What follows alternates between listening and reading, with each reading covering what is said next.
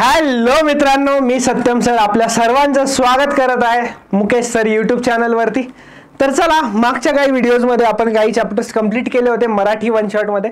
आता या व्हिडिओमध्ये आपण 12th HSC बोर्डचा सेमीकंडक्टर डिव्हाइसेस नावाचा चॅप्टर बघणार आहोत। आता बघा, सेमीकंडक्टर डिव्हाइसेस हा चॅप्टर सुरू करण्याआधी तुम्हाला 11th बेसिक नॉलेज असलं पाहिजे आणि मला खात्री आहे की ते नॉलेज तुम्हाला असणार 100%।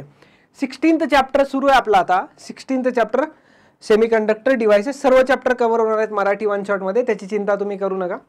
तर चला सुरू करू आपण, वेळ वाया न घालवता। पीएन जंक्शन डायोड म्हणजे काय असतं, ह्या काही बेसिक गोष्टी आहे। या बेसिक गोष्टी आपल्याला आधी माहिती असल्या पाहिजे, ठीक आहे। त्यासाठीच ते चॅप्टर मध्ये दिलेलं असतं कॅन यू रिकॉल म्हणून। तर पीएन जंक्शन डायोड म्हणजे काय बघा मित्रांनो, दोन टाइपचे सेमीकंडक्टर्स असतात। एक पी टाइप सेमीकंडक्टर असतो आणि एक एन टाइप सेमीकंडक्टर असतो। पी टाइप सेमीकंडक्टर आणि एन टाइप सेमीकंडक्टर दोघांना जर मी जॉईन केलं तर एक जंक्शन फॉर्म होतं, त्याला मी म्हणतो पीएन जंक्शन डायोड। काय दिलंय, a device formed by fusing N type and P type semiconductor together is known as PN junction diode. त्याला आपण काय म्हणणार आहोत, त्याला म्हणणार आहोत आपण जंक्शन डायोड। चला पुढे जाऊयात। What is breakdown voltage and नी व्होल्टेज। आता ब्रेकडाउन व्होल्टेज अँड नी व्होल्टेज म्हणजे काय असतं, मी एक ग्राफ ड्रॉ करणार आहे आणि हा ग्राफ अतिशय इम्पॉर्टंट, अतिशय महत्त्वाचा असणार आहे तुमच्यासाठी। का बरं महत्त्वाचा असणार आहे मी सांगतो तुम्हाला। बघा, हा ग्राफ असा आहे, या ग्राफमध्ये या ॲक्सिस वरती असतं करंट आणि या ॲक्सिस वरती असतो व्होल्टेज। ओके, ठीक आहे। चला आता ग्राफ कसा ड्रॉ करायचा लक्ष द्या। या क्वाड्रंट मध्ये, हा जो पहिला क्वाड्रंट असतो त्या क्वाड्रंट मध्ये फॉरवर्ड बायसचा ग्राफ दाखवतो आपण, आणि हा जो थर्ड क्वाड्रंट आहे या थर्ड क्वाड्रंट मध्ये आपण रिव्हर्स बायसचा ग्राफ दाखवतो। फॉरवर्ड आणि रिव्हर्स बायस म्हणजे काय हे तुम्ही 11वी मध्ये शिकलेले असणार 100%।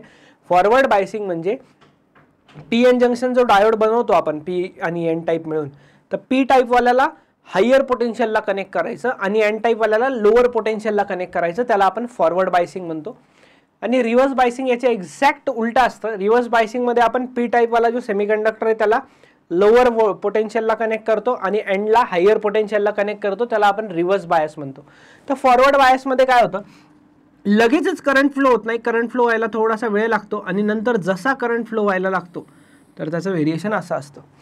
आता हे बघा, हा एक पॉईंट दिसतो तुम्हाला, या पॉईंटवरती आपला गुडघा कसा असतो, गुडघा थोडासा असा टर्न वाकलेला असतो ना आपल्या पायात, तर तसंच हा ग्राफ एकदम अचानक वरती चढायला लागलाय करंटसाठी, त्यामुळे याला आपण नी व्होल्टेज म्हणतो। काय म्हणतो आपण याला, आपण याला म्हणतो नी व्होल्टेज। ठीक आहे। दुसरी गोष्ट, आता इकडनं अजून एक ग्राफ ड्रॉ होतो रिव्हर्स बायसिंग मध्ये आणि तो ग्राफ या टाइपचा येतो। अच्छा, या टाइपचा येतो तो ग्राफ, परत एकदा ड्रॉ करतो मी थोडासा चांगला। आता या ग्राफ मध्ये रिव्हर्स बायसिंग मध्ये काय, भरपूर वेळासाठी करंट बघा एक कॉन्स्टंट व्हॅल्यू आहे, भरपूर वेळासाठी करंटची एक कॉन्स्टंट व्हॅल्यू, त्याला आपण सॅच्युरेशन करंट सुद्धा म्हणू शकतो। पण एक व्होल्टेज असं आहे, एक असं व्होल्टेज आहे, त्या व्होल्टेजच्या पुढे जर आपण थोडं जरी गेलो ना तर करंट खूप जास्त वाढायला लागतोय आणि तेव्हा ब्रेकडाऊन होतं डायोडमध्ये। ब्रेकडाऊन दोन टाईपचे असतात, बघूयात आपण पुढे, ॲव्हलॅन्ची ब्रेकडाऊन आणि झेनर ब्रेकडाऊन। त्याची कारणं पण आपण जाणून घेऊयात की का बरं ते ब्रेकडाऊन होत आहे। तर हे जे असतं हे आपलं ब्रेकडाऊन व्होल्टेज म्हणतो आपण। ओके, या दोन्ही गोष्टी तुम्हाला क्लिअर असतील की नी व्होल्टेज आणि ब्रेकडाऊन व्होल्टेज। तर हेच दिलं इथे बघा, ब्रेकडाऊन व्होल्टेज म्हणजे काय, the value of reverse bias voltage at which the reverse current increases suddenly without change in voltage. व्होल्टेजमध्ये चेंज नाही होते पण करंट एकदम सडनली इन्क्रीज होतोय। नी व्होल्टेज, नी म्हणजे the forward bias voltage applied to diode after which the current through the diode rises sharply. असं voltage की ते व्होल्टेज वाढवल्यानंतर त्याच्या आपण थोडंसं जरी पुढे गेलो तर करंट शार्पली वाढायला लागतोय, अचानकपणे वाढायला लागतोय, त्याला आपण म्हणतो नी व्होल्टेज। नेक्स्ट, हाच ग्राफ तो जो मी तुम्हाला आता सांगितला, नी व्होल्टेज आणि ब्रेकडाऊन व्होल्टेजवाला। चला नंतर पुढे जाऊयात। What is forward and reverse bias diode, हे मी आत्ताच तुम्हाला सांगितलंय, forward and reverse bias diode आहे का लक्षात। बघा, when positive terminal of the external voltage is connected to anode, anode म्हणजे पी साइड, एनोड म्हणजे पी साइडला, and the negative terminal is connected to the cathode. Cathode म्हणजे N साइडला of the diode is said to be forward bias. Whereas when the positive terminal of the external voltage, positive terminal म्हणजे काय, higher potential, आणि negative terminal म्हणजे काय, lower potential. Positive terminal of the external voltage is connected to cathode म्हणजे n ला positive. बघा simple आहे, forward बायसिंगला मी FB लिहिणार आता. P साइड पॉझिटिव्हला कनेक्टेड असावी आणि N साइड निगेटिव्हला कनेक्टेड असावी. झाला फॉरवर्ड बायस. रिव्हर्स बायस म्हणजे काय, उलट करून टाकायचं, पी निगेटिव्हला कनेक्ट करायची आणि एन पॉझिटिव्हला कनेक्ट करायचं. झालं हे पण कळालं का. चला हा आता इंट्रोडक्शन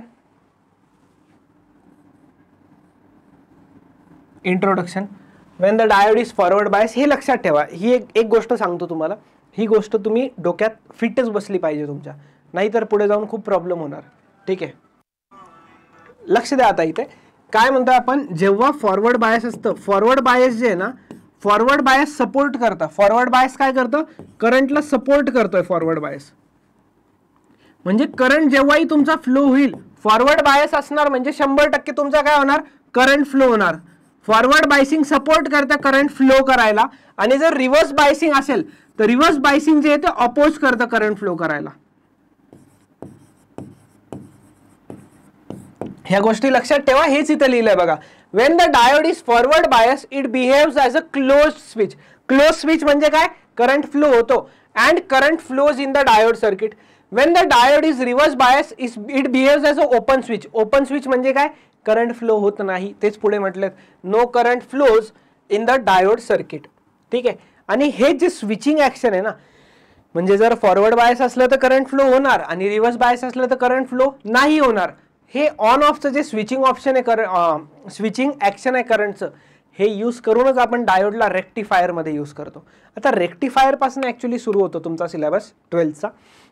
हे आपण थोडंसं बेसिक जाणून घेतलं याच्यातलं.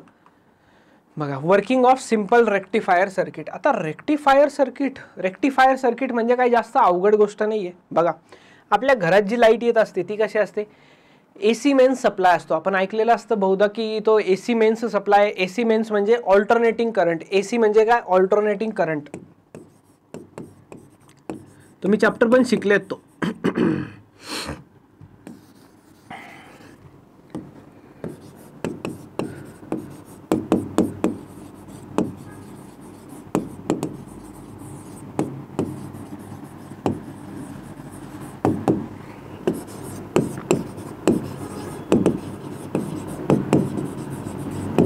आणि एक DC नावाचा प्रकार असतो. DC म्हणजे डायरेक्ट करंट. लक्ष द्या, AC ऑल्टरनेटिंग करंट म्हणजे काय असतं की त्याची व्हॅल्यू पोलॅरिटी चेंज होत असते, पॉझिटिव्ह निगेटिव्ह. आणि डायरेक्ट म्हणजे काय असतं, डायरेक्ट म्हणजे युनिडायरेक्शनल असतो. हा जो करंट असतो हा बाय डायरेक्शनल असतो. थोड्याच वेळात तुम्हाला कळून जाईल. हा जो करंट असतो हा बाय डायरेक्शनल असतो आणि हा जो करंट असतो हा युनिडायरेक्शनल असतो. चला, AC mains supply connected to the primary of a transformer and secondary are connected to rectifier circuit. आता बघा, प्रायमरी AC mains जे आहे ना, ही तुमची कोणती साइड आहे माहिती आहे का, ही प्रायमरी साइड आहे.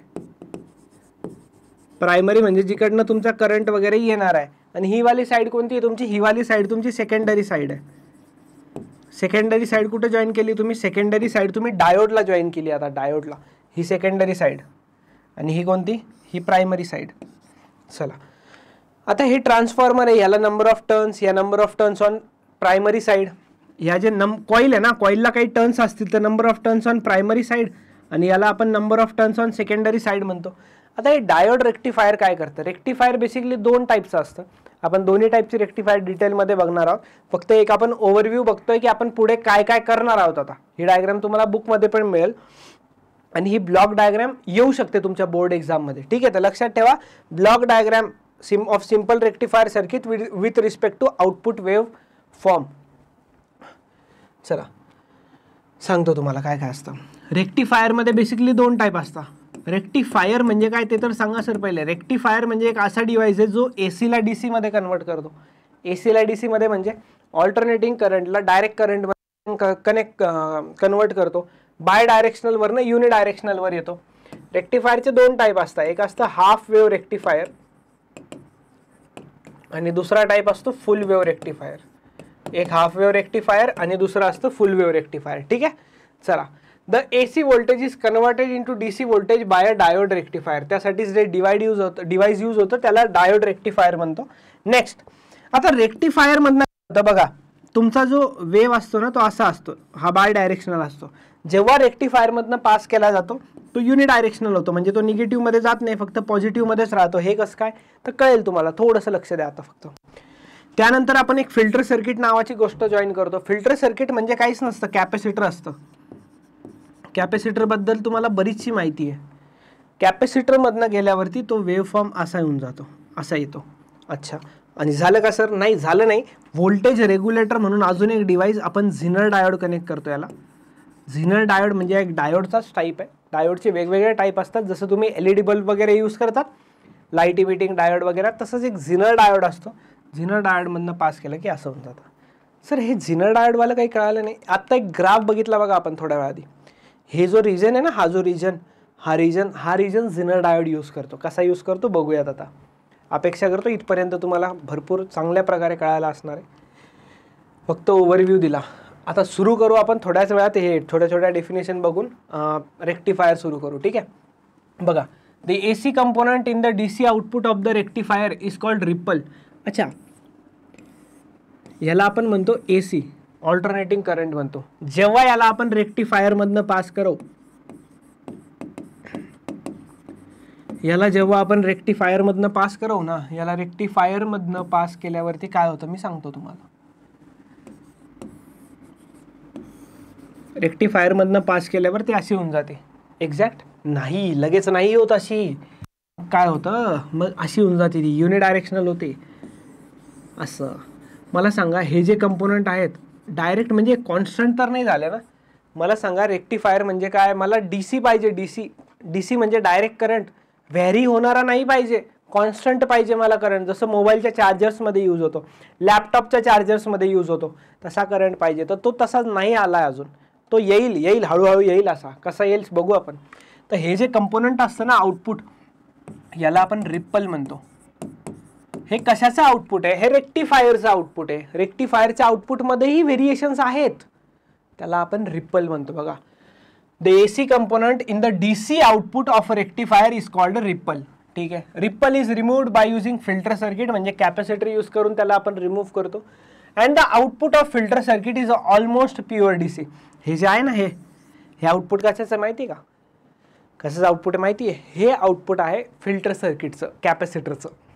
आणि ते DC नाही आहे, पूर्णपणे DC अजूनही नाही झालं आहे. त्याला आपण ऑलमोस्ट प्युअर DC नाव म्हणतो. काय म्हणतो? ऑलमोस्ट प्युअर DC आपण त्याला म्हणतो. चला पुढे जाऊयात. क्वेश्चन्स बघा एकदा. मी पाणी पितो. क्वेश्चन बघा कसे कसे आले आहेत क्वेश्चन. हे क्वेश्चन आहेत, हे आहेत. लेटेस्टमध्ये पण बघूयात आपण. लेटेस्टमध्ये आहेत हे क्वेश्चन्स एकदम.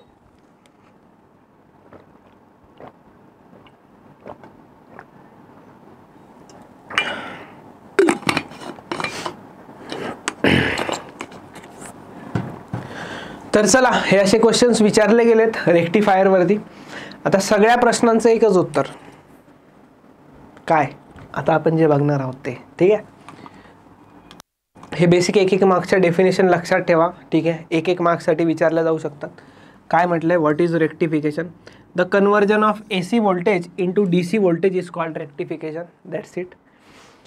What is rectifier? An electronic circuit which rectifies AC voltage is called as rectifier. असं इलेक्ट्रॉनिक डिव्हाइस जे रेक्टिफाय करतं. काय रेक्टिफाय करतं? AC व्होल्टेजला रेक्टिफाय करतं. What is ripple? The output of the rectifier contains some AC component. रेक्टिफायरच्या आउटपुटमध्ये पण काहीसा AC कंपोनंट असतो. And the AC component in the DC output of rectifier is called as ripple. ठीक आहे. चला, आता आपण बघणार आहोत हाफ वेव्ह रेक्टिफायर. याच्यावरती पण असे क्वेश्चन्स आलेले आहेत. एकदा बघा क्वेश्चन कसा आलाय.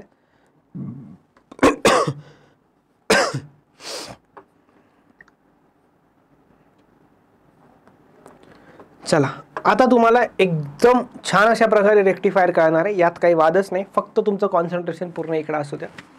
रेक्टिफायरचे आपल्याकडे सिलेबसमध्ये दोन टाईप आहेत.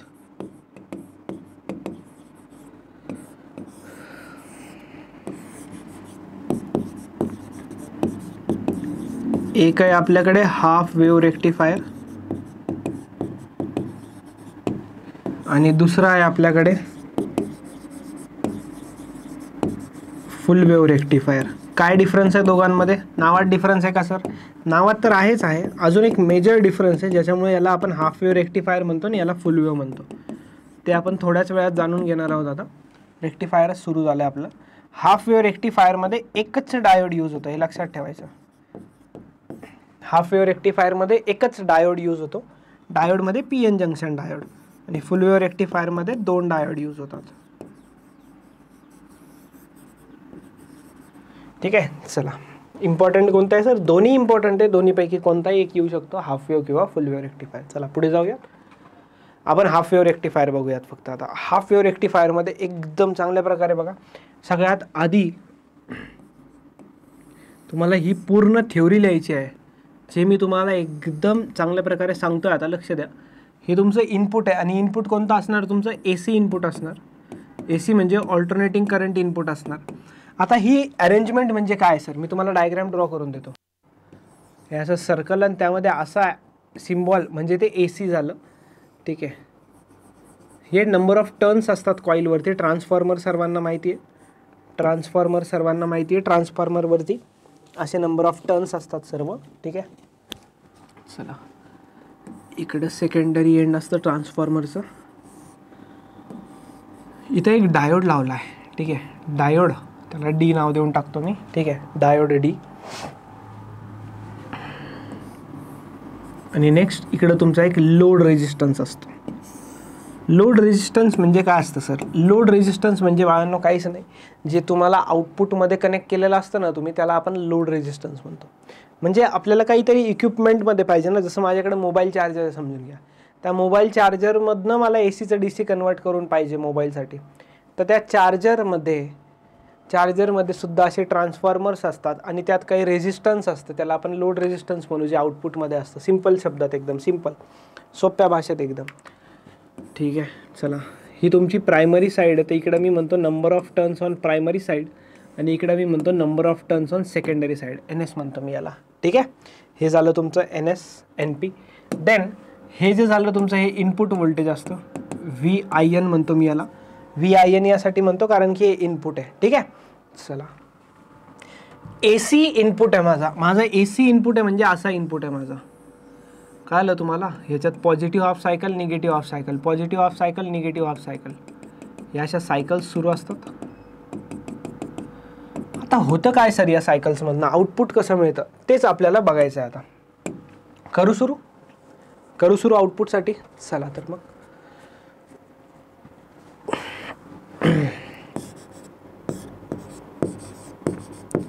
During first positive half cycle,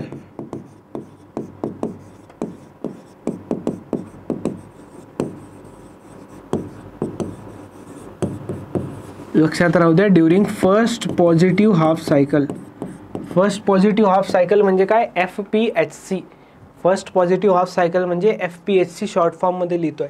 first positive half सायकलमध्ये काय होणार पण माहिती का तुम्हाला? इथं पोलॅरिटी प्लस येणार आणि इथं मायनस येणार. ठीक आहे, तिथं प्लस येणार आणि इकडं मायनस येणार. आणि लक्षात ठेवा, मी इथं पॉईंटला काहीतरी नाव देतो. इथं मी नाव देतो P आणि इथं मी नाव देतो Q. जर माझा करंट P पासनं Q पर्यंत फ्लो झाला तर मी त्याला पॉझिटिव्ह करंट मानणार, आणि जर माझा करंट Q पासनं P पर्यंत म्हणजे उलटा गेला ना तर त्याला निगेटिव्ह घेणार. लक्षात ठेवा, P पासनं Q पर्यंत करंट फ्लो झाला तर पॉझिटिव्ह घेणार आणि Q पासनं P पर्यंत गेला तर निगेटिव्ह घेणार. लक्ष द्या, आता हे पॉझिटिव्ह हाफ सायकल आहे. डायोड मला सांगा फॉरवर्ड बायस आहे की रिव्हर्स बायस आहे? तर 100% फॉरवर्ड बायस आहे. का बरं? डायोडसाठी हा एक P टाईप असतो त्याचा आणि हा एक N टाईप असतो. तर P टाईप पॉझिटिव्हला आहे आणि N टाईप निगेटिव्हला आहे, तर ऑब्व्हियसली हा फॉरवर्ड बायस आहे. तर हा फॉरवर्ड बायस असेल म्हणजे हा कंडक्टिंग असेल.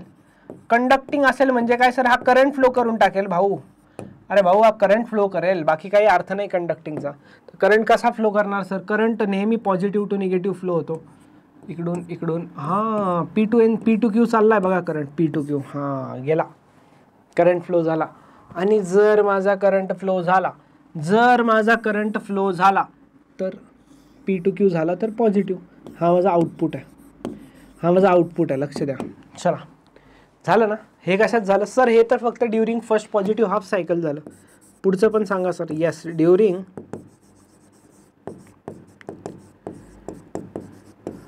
First negative half cycle.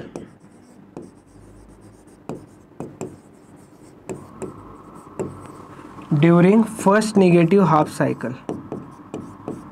ठीक आहे, चला फर्स्ट निगेटिव्ह हाफ सायकलमध्ये काय लक्षात ठेवणार सर? लक्षात ठेवा फर्स्ट निगेटिव्ह हाफ सायकलमध्ये पोलॅरिटी चेंज होणार आता. म्हणजे आधी जिथं पॉझिटिव्ह पोलॅरिटी असणार आता तिथे निगेटिव्ह येऊन जाणार. अच्छा, म्हणजे इथे निगेटिव्ह पोलॅरिटी, येस, आणि इकडे पॉझिटिव्ह पोलॅरिटी. That's it. मला सांगा डायोडला पी टाईप निगेटिव्हला कनेक्टेड आहे आणि एन टाईप पॉझिटिव्हला आहे. हा कोणता डायोड झाला? कोणती बायसिंग झाली? फॉरवर्ड की रिव्हर्स? तर आता जो आपला डायोड आहे तो रिव्हर्स बायस आहे आणि रिव्हर्स बायसमध्ये डायोड नॉन कंडक्टिंग असतो. नॉन कंडक्टिंग म्हणजे इथे कोणत्याही प्रकारचा करंट फ्लो करून मिळणार नाही. अशा पाट्या असतात ना आपल्या दुकानावर, बस तसंच.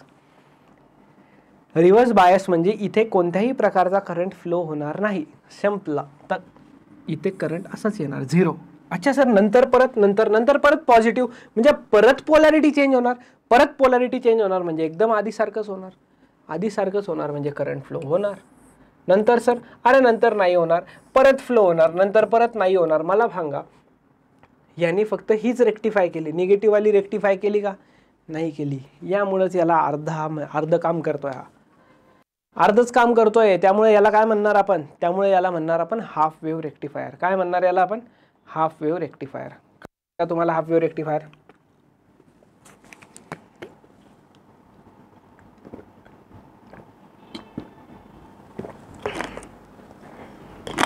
चला, हाफ वेव्ह रेक्टिफायर क्लिअर असेल तर आपण आता पुढे जाऊयात.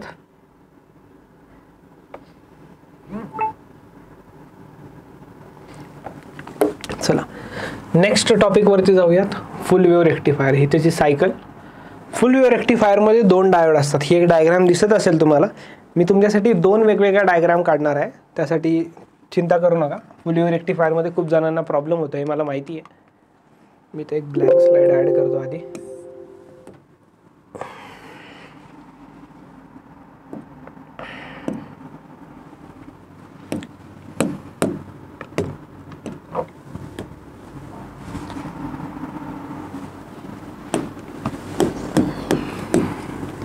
अशीच डायग्राम ड्रॉ करायची आहे.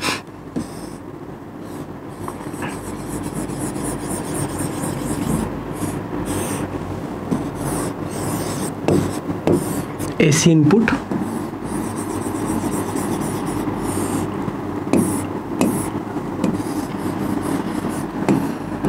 एक डायोड इथे, ते बघा, हे जॉईन करून घ्यायचं. सर आता आउटपुट कसं जोडायचं? आउटपुट कसं जोडायचं सांगतो, चिंता करू नका.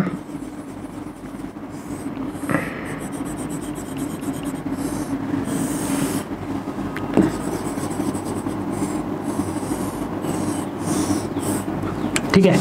आणि जो रेजिस्टन्स आपला आउटपुटमध्ये आहे ना त्याला आपण काय म्हणतो? लोड रेजिस्टन्स म्हणतो, याला RL म्हणतो आपण. आता थोडंसं लक्ष द्या. हे जे असतं ना इथं आपण सेंटर टॅपिंग करतो. सेंटर टॅपिंग म्हणजे काय सांगतो. ही तुमची प्रायमरी साईड आहे तर याला number of turns on primary side म्हणू, आणि ही तुमची सेकंडरी साईड आहे तर याला आपण number of turns on secondary side म्हणू. सेकंडरी साईडवर एक ससा एक्झाम्पल घ्या की 80 टर्न्स आहे तिथं, 80 टर्न्स. तर अर्धे वरती अर्धे खाली, आधे नीचे आधे नीचे आधे ऊपर. ते म्हणता ना कोणत्या तरी मूवीमध्ये, आधे इधर आधे उधर, बस तसंच आधे ऊपर आधे नीचे. म्हणजे 40 टर्न्स वरती 40 टर्न्स जर खाली घेतले तर आपण सेंटरमधून आउटपुट जॉईन करतो, त्याला आपण सेंटर टॅपिंग म्हणतो. मी 80 टर्न्सचं एक एक्झाम्पल दिलं. 100 असू शकतात, 200 असू शकतात, कितीही असू शकतात. चला तर पुढे जाऊया. 2 डायोड मला दिसत आहेत तर याला एक नामकरण करून D1 म्हणून टाकू आणि याला D2 म्हणून टाकू. परत एक गोष्ट, यातनं करंट फ्लो होणार आहे आता. तर जर PQ नाव देतो. करंट जर P पासनं Q पर्यंत गेला तर पॉझिटिव्ह असणार आणि करंट जर Q पासनं P पर्यंत आला तर त्याला मी निगेटिव्ह घेणार. चला, इथपर्यंत तुम्हाला काहीही प्रॉब्लेम नसणार अशी मी अपेक्षा करतो. चला, याची ना एक कॉपी आपण घेऊन टाकूया. याला एक डुप्लिकेट करूया आपण आणि यातच आपण आता ॲरोज वगैरे दाखवूया. चला, मी ग्राफ इथेच ठेवणार आहे. ठीक आहे, मी ग्राफ इथेच ठेवणार आहे. ग्राफमध्ये मी चेंजेस नाही करणार आहे.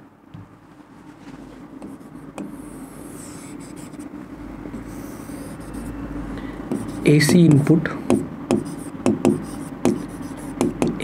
म्हणजे 100% माझा इनपुट असाच असणार, त्यात काही वादच नाही आहे.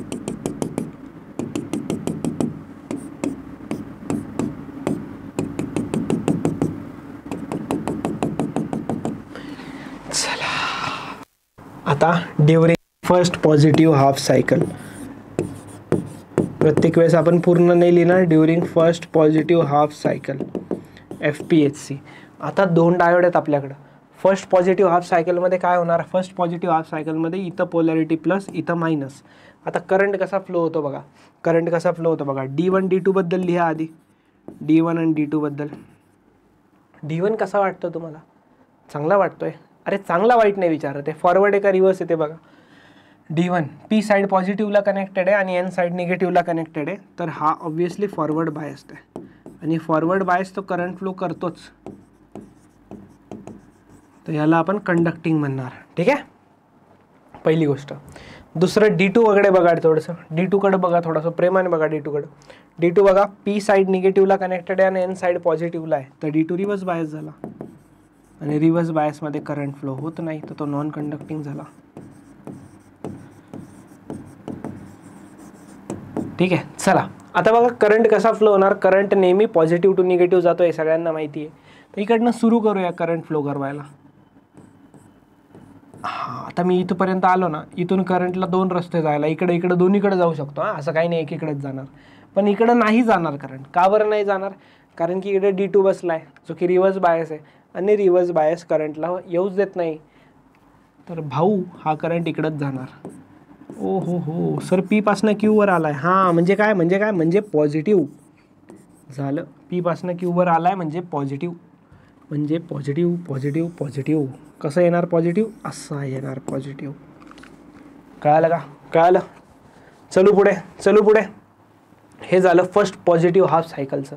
Next during. सर ॲरोज कुठं गेले, ॲरोज आहेत इथंच आहेत, हे मिळणार आहे तुम्हाला. हे मी नवीन कॉपी केलं होतं ना त्यामुळं. ठीक आहे, जादू आहे ना. डिस्क्याव. चलो, during first negative half cycle. First negative half सायकलमध्ये पुन्हा पोलॅरिटी चेंज होणार. D1 D2ची पोलॅरिटी पुन्हा चेंज होणार. याच्यासाठी काय पोलॅरिटी चेंज करता घडी, अरे इकडे निगेटिव्ह इकडे पॉझिटिव्ह. आता बघा ना D1 D2 कडे.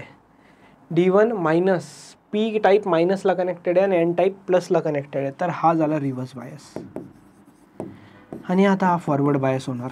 सर बघा तर एकदा, अरे कळून जात आहे लगेच. बघा ना, P टाईप पॉझिटिव्हला आणि N टाईप निगेटिव्हला, झाला रिव्हर्स बायस.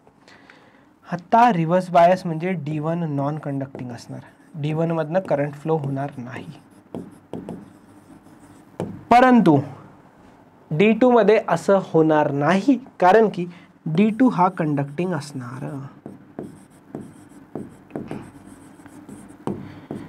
D2 हा कंडक्टिंग असणार. करंट कुठनं फ्लो करायचा सर, सुरू इकडनं फ्लो करूयात. आता सुरू इकडून जातोय, असं जातोय. इथं गेल्यावर परत 2 रस्ते, इकडे जाणार नाही. का बरं, कारण की इकडे रिव्हर्स बायसिंग आहे, इकडे चालल्या जाणार. ह्या जर 2 डायग्राम काढल्या ना, तर एक्झामिनर खुश होऊन जाणार. झाला करंट फ्लो. करंट कुठं फ्लो झाला, करंट P पासनं Q वरतीच फ्लो झालाय. अरे करंट P पासनं Q वरतीच फ्लो झालाय ना, तर हे परत पुढे या, पॉझिटिव्हच. अच्छा, नंतर परत फर्स्ट पॉझिटिव्ह हाफ सायकल येणार, असाच करंट येणार. नंतर परत फर्स्ट निगेटिव्ह हाफ सायकल येणार, असंच येणार. परत फर्स्ट पॉझिटिव्ह असंच, परत फर्स्ट निगेटिव्ह असंच, तर हे चालूच राहणार.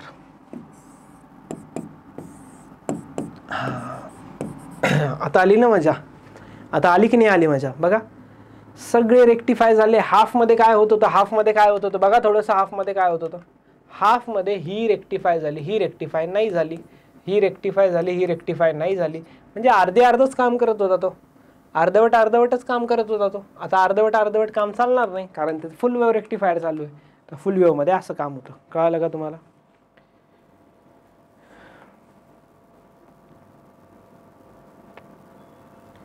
अरे कळालं का? चला पुढे जाऊयात. हे त्याचंच आहे. ठीक आहे, जेव्हा D1 कंडक्ट करतो तेव्हा हे, D2 कंडक्ट करतो तेव्हा हे, आणि कंबाईन ग्राफ टोटलवाला आउटपुटवाला. ठीक आहे, हे बुकमध्ये दिले तुम्हाला.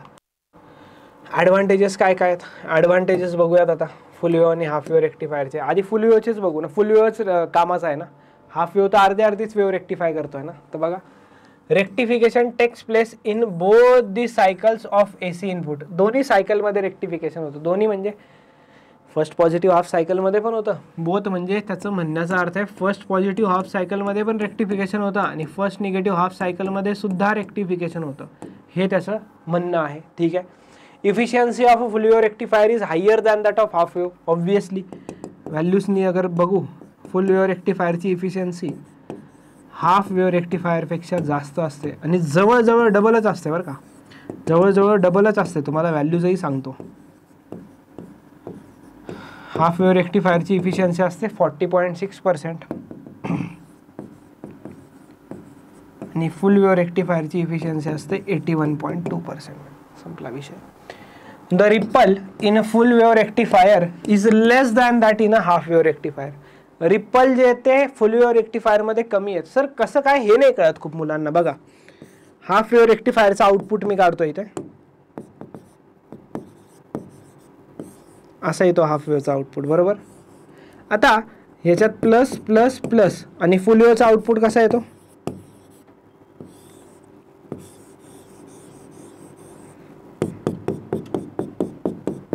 फुल वेव्हच्या आउटपुटमध्ये बघा इथं बघा व्हॅल्यू 0 मॅक्सिमम 0, खूप वेळ 0 परत 0 मॅक्सिमम 0. याच्यात काय होतं 0 मॅक्सिमम 0 मॅक्सिमम 0 मॅक्सिमम 0 मॅक्सिमम, एक पॅटर्न फिक्स झाला आहे. इकडे काय होतंय 0 मग मॅक्सिमम होती, मग 0 होती, मग खूप वेळ 0 राहते, मग परत 0, मग परत मॅक्सिमम. त्यामुळे म्हटलं जातं की हाफ वेव्हमध्ये रिपल्स जास्त आहेत आणि फुल वेव्हमध्ये रिपल्स कमी आहेत. दॅट्स इट, हेच त्यांचं म्हणणं आहे. चला पुढे जाऊ. रिपल फॅक्टर ही डेफिनेशन विचारल्या जाऊ शकते. रिपल फॅक्टर म्हणजे काहीच नाही. रिपल फॅक्टर म्हणजे एक रेशो असतो. कशाचा रेशो असतो, RMS व्हॅल्यू ऑफ AC कंपोनंटचा, ratio of RMS value of AC component to value of DC component.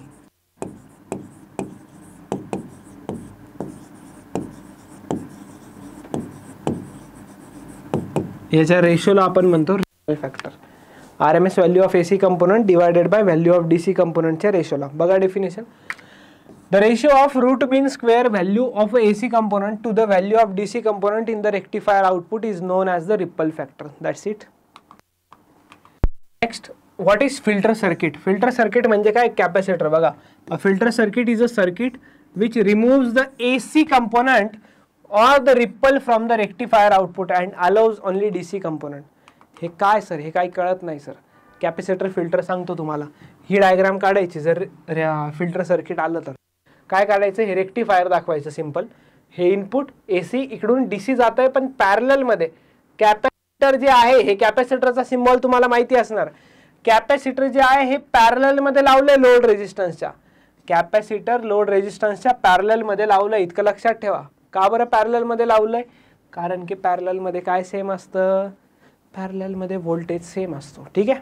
चला, होतं काय हे लावल्यावरती मी सांगतो तुम्हाला. आपल्या फुल वेव्ह रेक्टिफायरचा आउटपुट काढतो मी इथं समजण्यासाठी आहे तुम्हाला. हे तुम्ही डायग्राम एक्झाममध्ये ही वाली नाही काढली तरी चालते. हे तुमचं फुल वेव्ह रेक्टिफायरचं आउटपुट. ठीक आहे. नंतर याला जर मी कॅपॅसिटर लावला, कॅपॅसिटरचं काम काय असतं हे तुम्हाला माहिती असलं पाहिजे. कॅपॅसिटरचं काम असतं एनर्जी स्टोअर करण्याचं. कॅपॅसिटरचं काय काम असतं हे बाळांनो, एनर्जी स्टोअर करण्याचं काम कॅपॅसिटरचं असतं.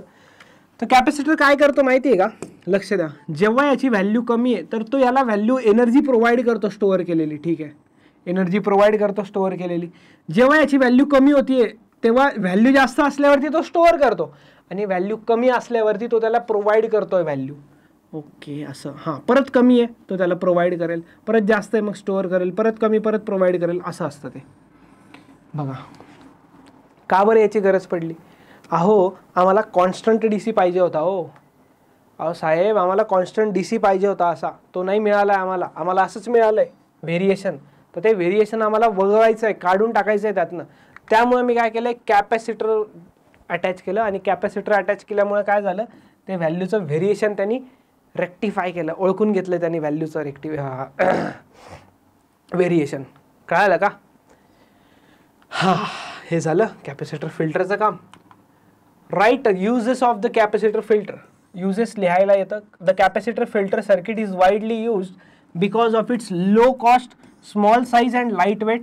हे काही पॉईंट्स लक्षात ठेवायचे, पॉईंट वाईज लिहायचं. कसं लिहायचं पॉईंट वाईज?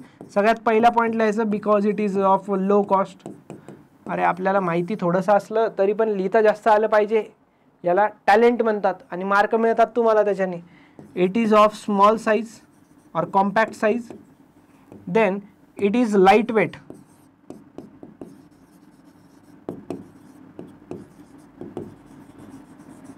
ठीक आहे. This type of filter is preferred for small load current. Small load करंटसाठी हे प्रेफर केला जातं, लार्ज लोड करंटसाठी हे प्रेफर केला जात नाही. It is commonly used in battery eliminators. Battery एलिमिनेटर्समध्ये हे यूज होतं. ठीक आहे. स्पेशल पर्पज जंक्शन डायोडवर जाण्याच्या आधी एक नोट पॉईंट सांगतो तुम्हाला. नोट पॉईंटमध्ये काय सांगायचं आहे? नोट पॉईंटमध्ये काय सांगायचं आहे? लक्ष द्या. फ्रिक्वेन्सीबद्दल तुम्हाला मला एक नोट पॉईंट सांगायचं आहे. ह्याच्यावरती MCQ येतो बघा. ठीक आहे, ह्याच्यावरती MCQ येतो 100%.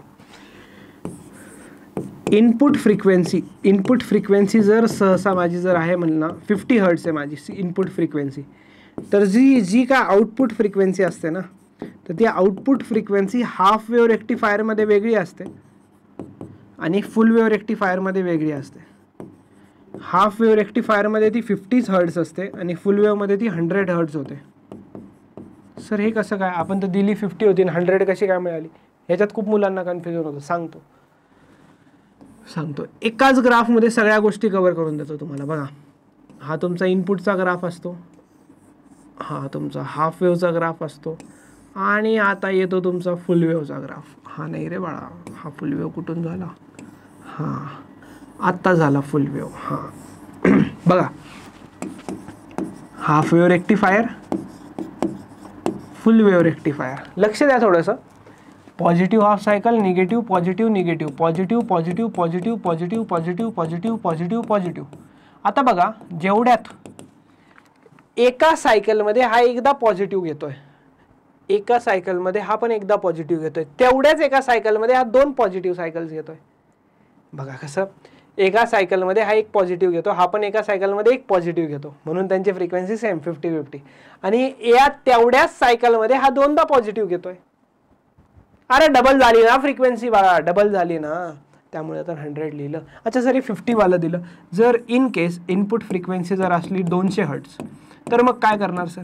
मग काहीच नाही करणार. Output frequency of half wave rectifier मी 200च घेणार, परंतु फुल वेव्ह रेक्टिफायरची जी काय फ्रिक्वेन्सी असणार तिला मी 400 हर्ट्ज घेणार. चला, इथपर्यंत कळालं असेल तर पटपट व्हिडिओला लाईक करून टाका. पटापट लाईक करायचं व्हिडिओला. पाणी पितो 2 मिनिटं तोपर्यंत.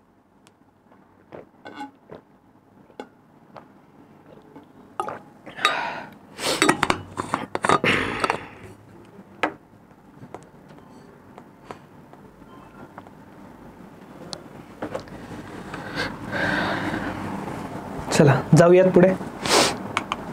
नेक्स्ट असतं special purpose junction diode. Next काय असतं? Special purpose junction diode. 4 टाईपचे स्पेशल पर्पज जंक्शन डायोड आहेत. कोणते कोणते? Zener diode. इथे नावं असतीलच, आपण लिहिण्याची गरज नाही आहे. हां, आहे तिथं नावं. क्वेश्चन एकदा बघून घ्या कसे आलेत. पुढं प्रत्येक टॉपिक वाईज पण क्वेश्चन तुम्हाला सांगतो मी.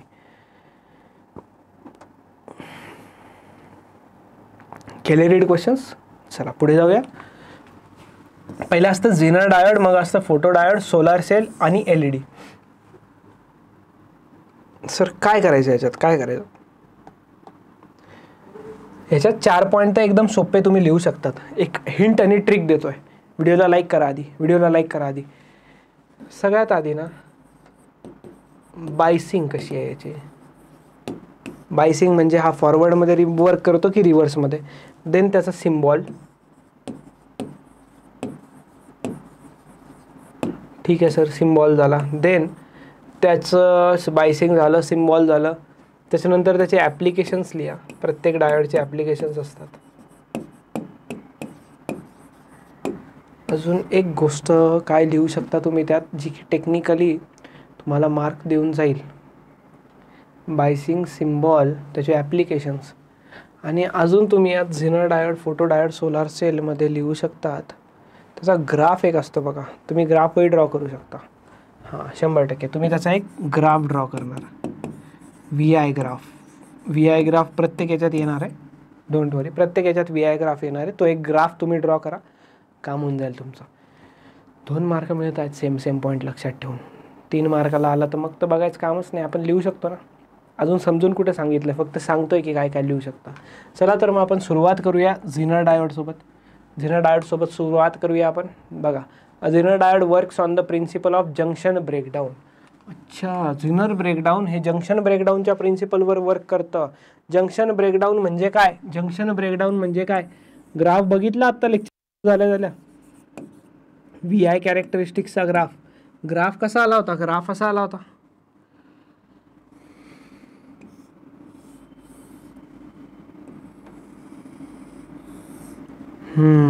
हा वाला जो रिजन दिसतोय ना तुम्हाला, हा वाला रिजन, ह्या वाला रिजनला झिनर डायोड यूज करतो. ह्या वाला रिजनला झिनर डायोड यूज करतो.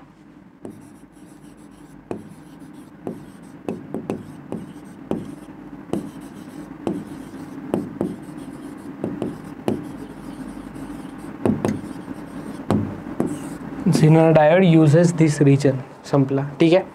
आता ह्याच्यात होतं काय, याला ब्रेकडाऊन म्हणायचो ना आपण, याला VZ म्हणतो मी. VZ म्हणजे काय? झिनर ब्रेकडाऊन व्होल्टेज. मी फक्त ब्रेकडाऊन म्हणायचो त्याला आतापर्यंत. आता मी त्याला नामकरण केलंय, त्याला मी म्हणणार झिनर ब्रेकडाऊन व्होल्टेज.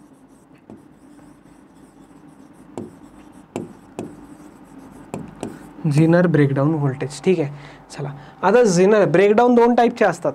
ब्रेकडाऊन 2 टाईपचे असतात. कोणते कोणते? एक झिनर ब्रेकडाऊन आणि एक ॲव्हलांचे ब्रेकडाऊन. पुढे जाऊन सांगतो. सगळ्यात आधी झिनर डायोडमध्ये मी तुम्हाला जे 1-2 पॉईंट सांगून देतो झिनर डायोडसाठी. झिनर डायोड पहिली गोष्ट रिव्हर्स बायसिंगमध्येच वर्क करतो. कधी कधी जर खूप पेपर डिफिकल्ट आला, झिनर डायोडवरतीच क्वेश्चन विचारायचा आहे, तर ते विचारू शकता की झिनर डायोड रिव्हर्समध्येच का कनेक्ट होतो, फॉरवर्डमध्ये का बरं नाही? तर फॉरवर्डमध्ये झिनर डायोड नॉर्मल डायोडसारखा बिहेव करतो. मग आपण त्याला वेगळं कसं ट्रीट करणार? नॉर्मल डायोड साईडचं बिहेव करतो ना तो फॉरवर्डमध्ये, त्यामुळे आपण त्याला यूज नाही करत फॉरवर्डमध्ये. आपण फक्त आणि फक्त त्याला रिव्हर्स बायसमध्ये यूज करतो, ठीक आहे. आता याची कॅरेक्टरिस्टिक्स काय? याच्यात हाय डोपिंग केली जाते, हेवी डोपिंग केली जाते. याच्यात डोपिंग म्हणजे काय? The addition of impurities is known as doping. High doping केली जाते, हाय डोपिंग. त्याच्यानंतर हाय इंड्युस्ड इलेक्ट्रिक फील्ड. हाय डोपिंगमुळे काय होतं? हाय इंड्युस्ड इलेक्ट्रिक फील्ड असते. 11चा सेमीकंडक्टर वाचला असेल, त्यात तुम्हाला कळालं असणार की इलेक्ट्रिक फील्ड डोपिंग जास्त असली तर इलेक्ट्रिक फील्ड जास्त असते. इलेक्ट्रिक फील्ड सेट होत असते ना, कुठून कुठे सेट होते electric field? N to P.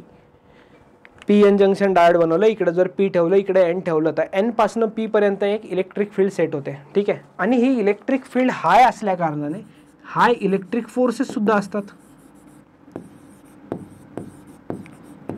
High electric forces सुद्धा असतात. आता लक्ष द्यायचं आहे तुम्हाला की डायोडमध्ये काय असतं ना, हा PN जंक्शन डायोड बनला समजा, तर इथं एक मध्ये एक डिप्लिशन लेअर बनतं. मध्ये काय बनतं? डिप्लिशन लेअर बनतं. इकडं मेजॉरिटीमध्ये होल्स असतात आणि मायनॉरिटीमध्ये इलेक्ट्रॉन्स असतात. इकडं इलेक्ट्रॉन जास्त असतात होलच्या कंपॅरिझनमध्ये. आणि इथं मध्ये काय असतं? डिप्लिशनमध्ये इलेक्ट्रॉन आणि होल बसलेले असतात, कोव्हॅलेंट बॉन्ड बनवून बसलेले असतात, एकदम घट्ट कोव्हॅलेंट बॉन्ड. ते कोव्हॅलेंट बॉन्ड ब्रेक करायला आपल्याला काहीतरी एनर्जीची गरज लागते. ते कोव्हॅलेंट बॉन्ड ब्रेक करायला आपल्याला काहीतरी एनर्जीची गरज लागते. ती एनर्जी आपल्याला हा इलेक्ट्रिक फोर्स देतो आणि त्या बॉन्डला ब्रेक करून टाकतो. आणि ते बॉन्ड ब्रेक झाल्यावरती होतं काय? ते बॉन्ड ब्रेक झाल्यावरती आपल्याकडे खूप सारे काय फ्लो होतात? खूप सारे फ्लो होतात काय? Electrons and holes. हे इलेक्ट्रॉन आणि हे होल काय होतं बघा, सिम्पल आहे. कुठे गेलं पेन? बघा होतं काय? PN junction diode, P type N type, मध्ये डिप्लिशन लेअरमध्ये इलेक्ट्रॉन आणि होल्स कंबाईन होऊन बसलेले असतात. हाय डोपिंगमुळे हाय इलेक्ट्रिक फील्ड होते. हाय इलेक्ट्रिक फील्डमुळे हाय इलेक्ट्रिक फोर्स येतो आणि त्या हाय इलेक्ट्रिक फोर्समुळे काय होतं? इलेक्ट्रॉन्स आणि होल्समधला कोव्हॅलेंट बॉन्ड ब्रेक होतो आणि तो बॉन्ड ब्रेक झाल्यामुळे इलेक्ट्रॉन आणि होल दोन्ही पण कंडक्शनसाठी अवेलेबल होऊन जातात आणि अचानक खूप करंट वाढून जातो आणि तो करंट वाढणारा रिजन हाच आहे. ज्याला झिनर डायोड यूज करतं. का बरं झिनर डायोड यालाच यूज करतं? Zener diode is used as a voltage regulator. आपल्याकडे लक्षात ठेवा, कॅपॅसिटर नंतर आपला आउटपुट असा आला होता, थोडासा आला लक्षात. त्याला अजून आपल्याला पूर्ण सरळ करायचं आहे. पूर्ण सरळ करायचं म्हणजे एक कॉन्स्टंट व्हॅल्यू पाहिजे व्होल्टेजची. मला तर बघा इथे इथून पुढे गेल्यानंतर व्होल्टेज स्लाइटली काहीतरी चेंज होत आहे, नाही तर कधी कधी होत पण नाही. ते ही फिक्स व्हॅल्यू आहे आणि ह्यालाच आपण म्हणतो zener diode as a voltage regulator. आणि zener diode works on the principle of junction breakdown. हे ब्रेकडाऊन होत आहे ना, त्यामुळं कुठं जाऊन झिनर डायोड वर्क करतोय. हे झालं झिनर डायोडचं वर्किंग. झिनर डायोडचा सिम्बॉल कसा असतो हेही तुम्हाला सांगतो. थांबा जरासं. असा एक ट्रायंगल दाखवायचा आणि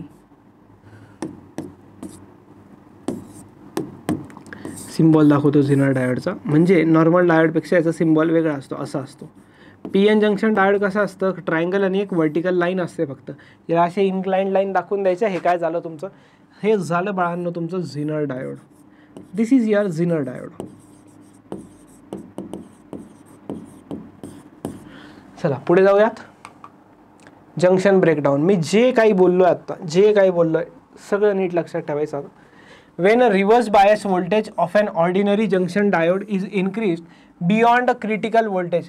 हे जे व्होल्टेज वाढवलं, क्रिटिकल व्होल्टेज, हे क्रिटिकल व्होल्टेजच्या पुढे जर वाढवलं, the reverse current increases sharply. अचानक करंट वाढून जातो. This critical voltage is called as reverse breakdown voltage. The diode is damaged at this stage. The electrical breakdown of any material can be due to. पहिला zener breakdown एक type असतो आणि दुसरा असतो ॲव्हलॅन्चे breakdown. ॲव्हलॅन्चे ब्रेकडाऊनबद्दल फक्त introduction देतो, जास्त डेप्थमध्ये नाही आहे सिलेबसमध्ये. लँडस्लाइड्स वगैरे होताना बघितल्यात बाळांनो तुम्ही? बघितल्या म्हणजे व्हिडिओज वगैरेमध्ये. स्वतः बघितले असतील तर मग आज इथं नसते ना लेक्चर बघायला. लँडस्लाइड्स म्हणजे काय, ते पहाड वगैरे कोसळतात. तर पहाड असं अचानक नाही पडत, जसे एखादं भूकंप आल्यावर घर वगैरे पडतं तसे नाही पडत पहाड वगैरे. थोडा भाग त्याचा खाली सरकतो, मग अजून वरतून वरतून वरतून असे आपण म्हणतो ना, काय म्हणतो, दरड कोसळणं म्हणतो ना, असं थोडं थोडं थोडं थोडं होत असतं ते.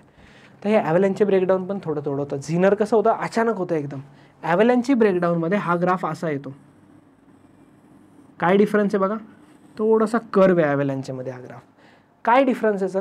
ॲव्हलॅन्ची ब्रेकडाऊन नॉर्मल डायोडमध्ये होतो. नॉर्मल डायोड ज्यात हेवी डोपिंग नाही केलेली.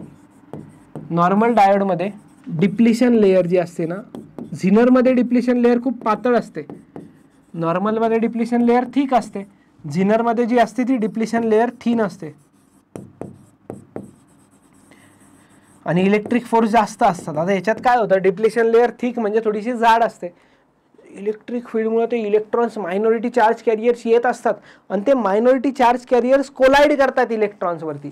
हे जे डिप्लिशन लेयर थिन असतं ते इन्क्रीज करते speed of minority charge carriers. Increases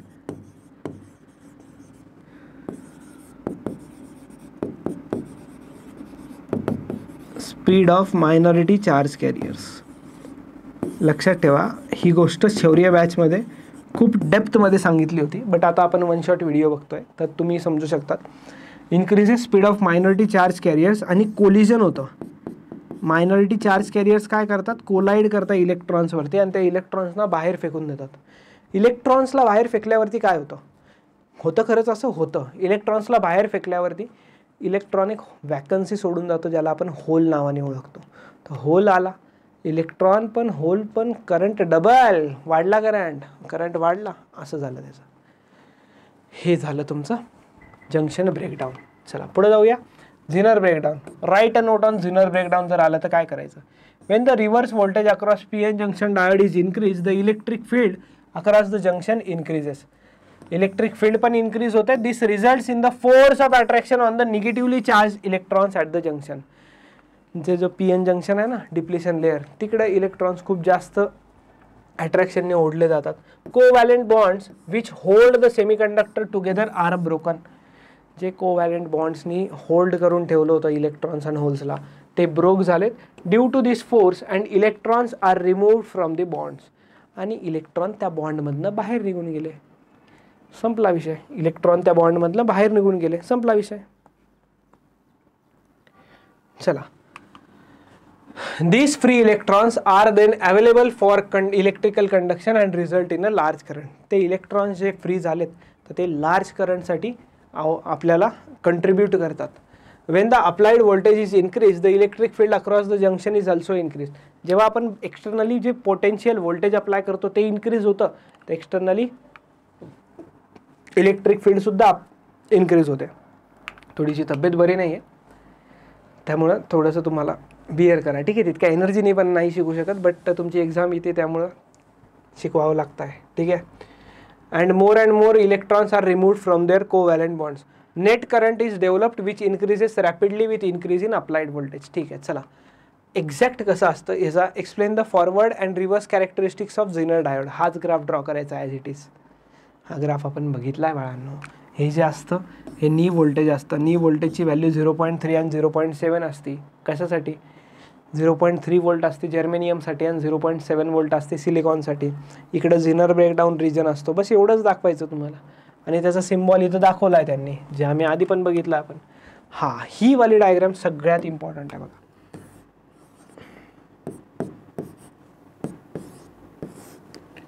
हे तुमचं इनपुट आहे.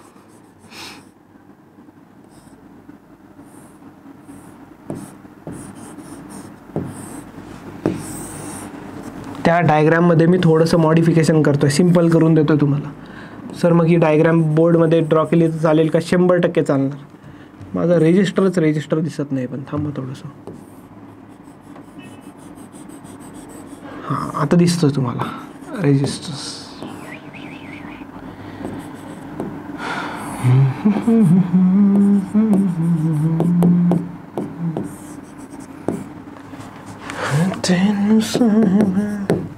चला, हे रेजिस्टन्स RS, ठीक आहे. आणि हे आपलं झिनर डायोड आहे ना, झिनर डायोड, तर याला आपण असे इन्क्लाइंड लाईन देऊन टाकल्या, ठीक आहे. आता ह्याला काय आहे, हे N टाईप आहे त्याचं, हे P टाईप आहे. ऑब्व्हियसली झिनर डायोड रिव्हर्स बायसिंगमध्ये कनेक्ट असतं, बघून घ्या. N टाईप पॉझिटिव्हला आणि P टाईप निगेटिव्हला कनेक्टेड आहे. संपलं. देन हे लोड रेजिस्टन्स झालं, ठीक आहे. आता थोडंसं लक्ष द्या इकडे, थोडंसं लक्ष द्या. इकडनं काही करंट फ्लो होणार आहे, याला मी म्हणतो करंट I. मी स्मॉल आयनी करंट दाखवतोय कारण की कॅपिटल आयनी पुढे इंटेन्सिटी वगैरे पण दाखवावी लागणार, तर त्यात कन्फ्यूज नका होऊ. स्मॉल आय म्हणजे करंट आणि कॅपिटल आय म्हणजे इंटेन्सिटी. अच्छा, इथं आपण जंक्शन लॉ जर यूज केला तर काही करंट इकडं गेला आणि काही करंट इकडं गेला. इकडं जो करंट गेला त्याला मी लोड करंट म्हणतो आणि इकडं जो करंट गेला त्याला मी IZ म्हणतो, झिनर करंट. मला सांगा, जंक्शन लॉने आपण हे लिहू शकतो ना, I is equals to IZ plus IL. काय लिहू शकतो मी? I is equals to IZ plus IL लिहू शकतो, ठीक आहे. आता थोडंसं लक्ष द्या इकडे. मला सांगा, जर मी इनपुट व्होल्टेज वाढवलं, इनपुट व्होल्टेज जर मी वाढवलं तर ऑब्व्हियसली करंट I वाढणार, 100% वाढणार सर. आणि जंक्शन लॉनी जर I वाढला तर मी काय बोलतो नीट लक्ष द्या. I वाढला तर IZ प्लस IL पण वाढणार. IZ plus IL collective term म्हणतोय मी. हां, 100% IZ प्लस IL पण वाढणार कलेक्टिव्ह. पण यात होतं काय माहिती का? पण यात होतं असं की फक्त ILच वाढतो, सॉरी फक्त IZच वाढतो. चुकून IL आलं तोंडात, सॉरी, माफी मागतो. फक्त IZच वाढतो. म्हणजे सर, म्हणजे the amount of current that is increased in the input, the whole current which is increased is taken by the zener diode. जो काही करंट वाढणार आहे तो पूर्णच्या पूर्ण करंट झिनर डायोड घेतो. लोड म्हणजे आउटपुटवरती तो लोड येऊ देत नाही. म्हणजे त्या आउटपुटला जितका करंट आधी चालला होता तेवढाच करंट तो घेतो. संपला विषय, संपला विषय. आणि मला सांगा, हेच तर पाहिजे होतं. आउटपुटमध्ये तुम्हाला करंट कॉन्स्टंट पाहिजे होता ना. DC म्हणजे काय होतं तुमचं म्हणणं? काय होतं डीसीचं म्हणणं? डायरेक्ट करंट कॉन्स्टंट पाहिजे होता. अरे भाऊ, भेटला ना मग कॉन्स्टंट, जो फक्त IZच वाढतोय. ओव्हरऑल IZ प्लस IL वाढतोय, पण वाढतो कोण आहे? पूर्ण जितका वाढतोय तो IZच वाढतोय. IL काय राहणार आहे? IL कॉन्स्टंट राहणार आहे. तर झालं, तुम्हाला जे पाहिजे ते मिळालं. संपला विषय, आपलं काम झालं. आपला काम बनता, बस तसंच आहे. झालं आपलं काम, झालं. Zener diode is voltage regulator. संपला काम, संपला विषय. ॲप्लिकेशन्स काय काय? Zener diode is used when a constant voltage is required. It has a number of applications such as voltage regulator, fixed reference voltage provider in transistor biasing circuit, peak clipper नावं लक्षात ठेवा फक्त, limiter in a wave shaping circuit, protector against meter damage from accidental fluctuations. नावं लक्षात ठेवा, simple simple, जास्त काही tension नाही घ्यायचं. कळालं का? कळालं इथपर्यंत? झिनर डायोड मध्ये काय डाऊट आहे का? झिनर डायोड तुम्हाला कळाला असणार 100%. क्लिअर आहे? तर चला आपण आता नेक्स्ट फोटो डायोड. ठीक आहे, होप सो तुम्हाला ऍप्लिकेशन ऑफ झिनर डायोड आणि झिनर डायोड पूर्ण क्लिअर असेल. आता आपण फोटो डायोड कडे जाऊया. फोटो डायोड एकदम सिंपल आहे बघा, सर्वात सोपा आहे फोटो डायोड आणि इंटरेस्टिंग पण आहे. इंटरेस्टिंग यासाठी की डे टू डे लाईफ मध्ये याचा खूप जास्त यूज झालेला आहे ऑलरेडी, पण तुम्हाला माहित नाही की हे फोटो डायोड आहे. ठीक आहे, फोटो डायोडचा सिम्बॉल, फोटो डायोडचा सिम्बॉल कसा असतो आधी आपण सिम्बॉल बघूया. बघा, हा डायोडचा सिम्बॉल असतो, हे पी टाईप, हे एन टाईप. आणि फोटो डायोड, फोटो डायोड वरती लाईट येत असते. ठीक आहे, येत असते म्हणजे येणारे एरोज दाखवायचे इकडं, आणि एक एलईडी बघणार आहोत आपण, त्यावरती उलटे जाणारे एरोज दाखवायचे. हे पी टाईप आणि एन टाईप. पी टाईपला आपण ॲनोड म्हणतो आणि एन टाईपला आपण कॅथोड म्हणतो.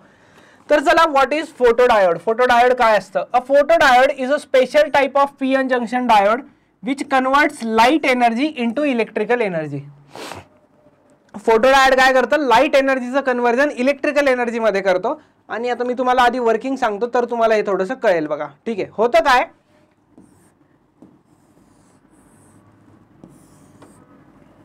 इकडे पी टाईप, इकडे एन टाईप, आणि हे जे असतं हे आपलं डिप्लिशन लेयर असतं. हे काय असतं? आपलं डिप्लिशन लेयर. लक्ष द्या, डिप्लिशन लेयर मध्ये काय असतं? इलेक्ट्रॉन्स आणि होल्स कंबाईन झालेले असतात, एक सोबत बसलेले असतात कंबाईन होऊन. ठीक आहे, आणि इकडे काय असतं? इकडे पी टाईप मध्ये मेजॉरिटी मध्ये काय असतं? होल्स असतं, मायनॉरिटी मध्ये इलेक्ट्रॉन्स. आणि इकडे इलेक्ट्रॉन्स असतात जास्त आणि होल्स कमी असतात. ठीक आहे, हे आपलं पी टाईप होतं इकडचं आणि हे आपलं एन टाईप होतं. ठीक आहे, होतं काय, लाईटला पडू दिलं जातं. कुठं लाईटला पडू द्यायचं आहे? लाईटला पडू द्यायचं डिप्लिशन लेयर वरती. लाईट मध्ये काय असतात? Dual nature of radiation and matter या चॅप्टर मध्ये शिकलोय की लाईट मध्ये असतात फोटॉन्स आणि फोटॉन्स कडे असते एनर्जी. आता जसं लाईट मध्ये फोटॉन्स कडे एनर्जी येते, फोटॉन्स जेव्हा इथं येतात डिप्लिशन लेयर वरती पडतात तर त्या फोटॉन्सच्या एनर्जीमुळे हे जे इलेक्ट्रॉन्स आणि होल्स आहेत ना ते वेगवेगळे होऊन जातात. कळालं का तुम्हाला? लाईट आली, लाईट कडे काय काय होते? फोटॉन्स होते. त्या फोटॉन्समुळे इलेक्ट्रॉन्स आणि होल्स वेगवेगळे झाले, म्हणजे तो जो बॉन्ड फॉर्म झालेला होता, कोव्हॅलेंट बॉन्ड आपण ज्याला म्हणतो, तो बॉन्ड ब्रेक झाला आणि इलेक्ट्रॉन्स आणि होल्स मिळाले. म्हणजे काय मिळालं? इन शॉर्ट, इलेक्ट्रॉन्स आणि होल्स मिळाले म्हणजे करंट मिळाला. काय मिळाला? करंट मिळाला. संपला विषय.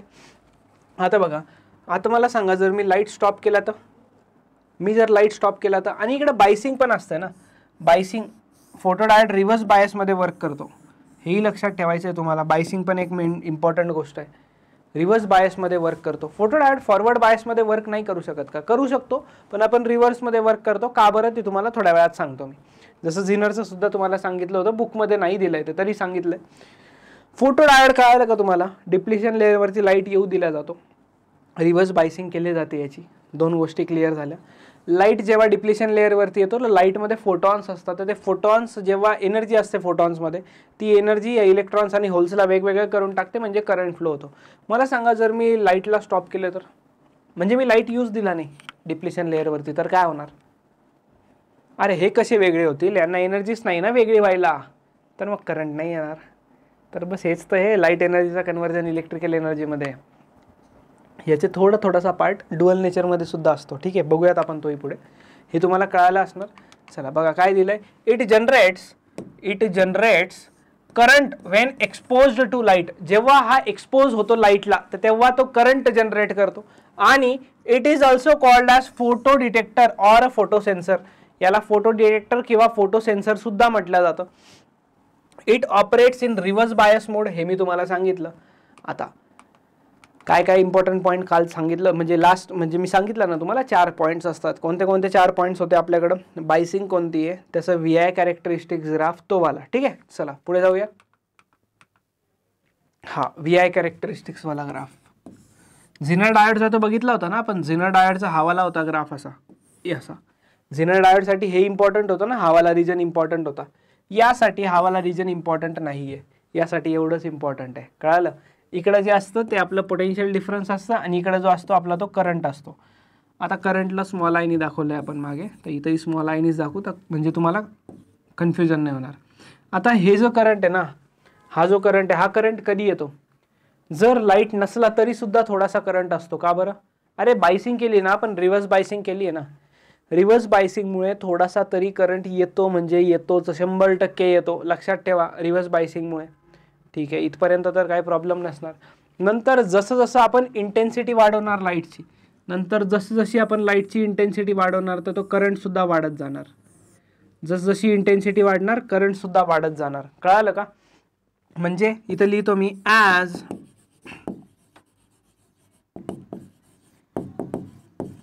Intensity increases current increases.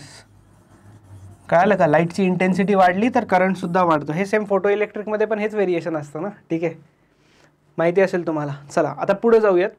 आता मी हे रिव्हर्सच का असतं, फॉरवर्डमध्ये वर्क नाही करत का? करतं, पण कधी कधी काय होतं, फोटो डायोडचा यूज उलटा पण केला जातो. उलटा म्हणजे लाईट येऊ दिल्या जाते, करंट बघून इंटेन्सिटी बघितल्या जाते. म्हणजे करंट ऑब्झर्व करायचं ॲमीटरमधनं आणि त्याच्यावरनं इंटेन्सिटी प्रेडिक्ट करायची, किती आहे, कमी आहे का जास्त आहे.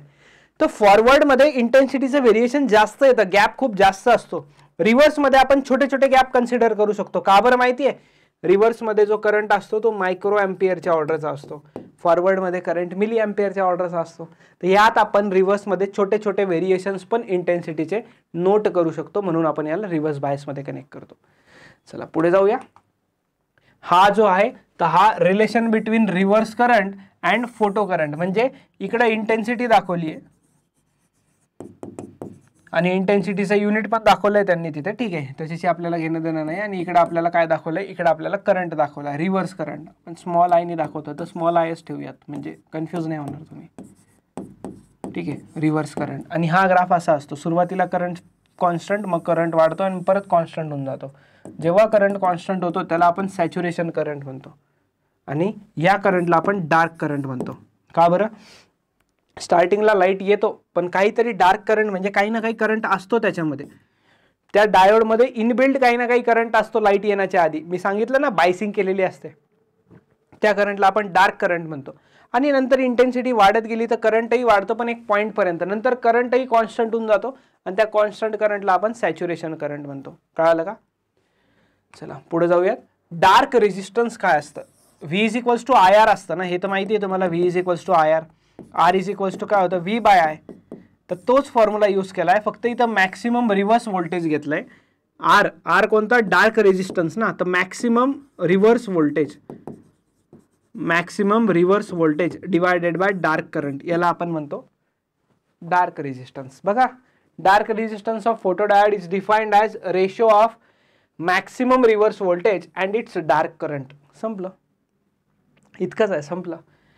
It is the resistance of photodiode when it is not illuminated. म्हणजे लाईट नाही आहे तेव्हा हा त्याचा रेजिस्टन्स आहे. लाईट आल्यावरती रेजिस्टन्स चेंज होईल. का बरं?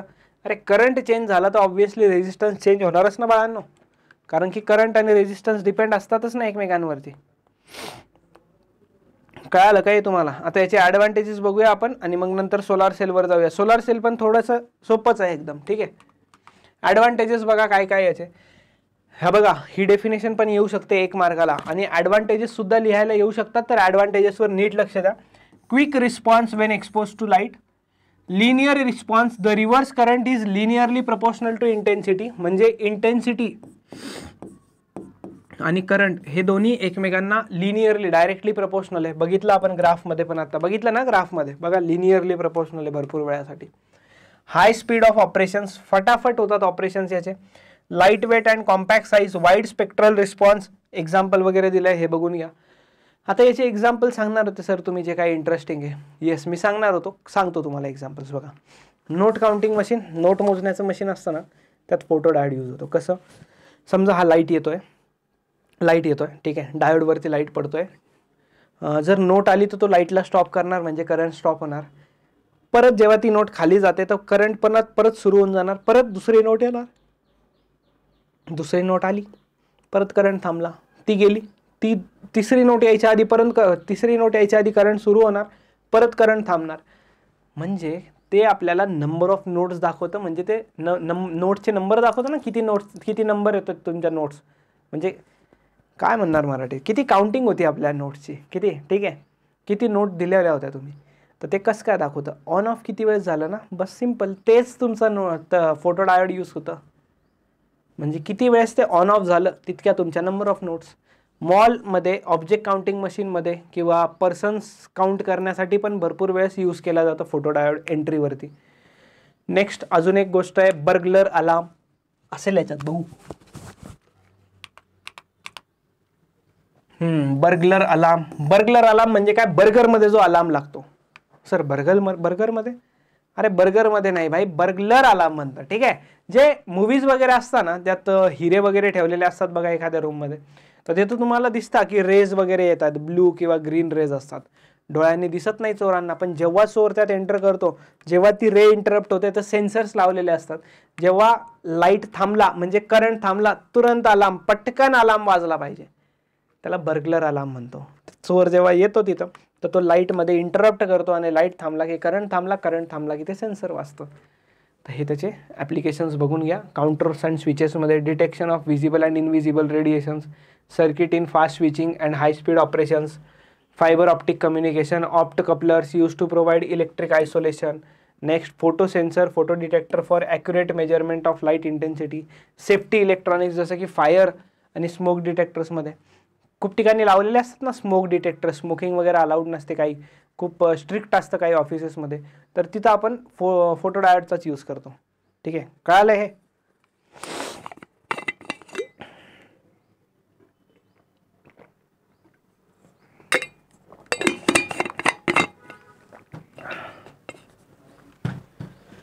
चला पुढे जाऊयात. Structure of solar cell. Solar सेलला फोटोवोल्टाईक सेल सुद्धा म्हणतात, फोटोवोल्टाईक डिव्हाइस. का बरं? सोलार सेल करतं काय, सोलार लाईट एनर्जीचं कन्व्हर्जन इलेक्ट्रिकल एनर्जीमध्ये करतं बघा. Photovoltaic cell which convert solar energy into electrical energy using solar cell. याची डायग्राम दाखवतो तुम्हाला. Just wait a second, phone silent करूयात आपण.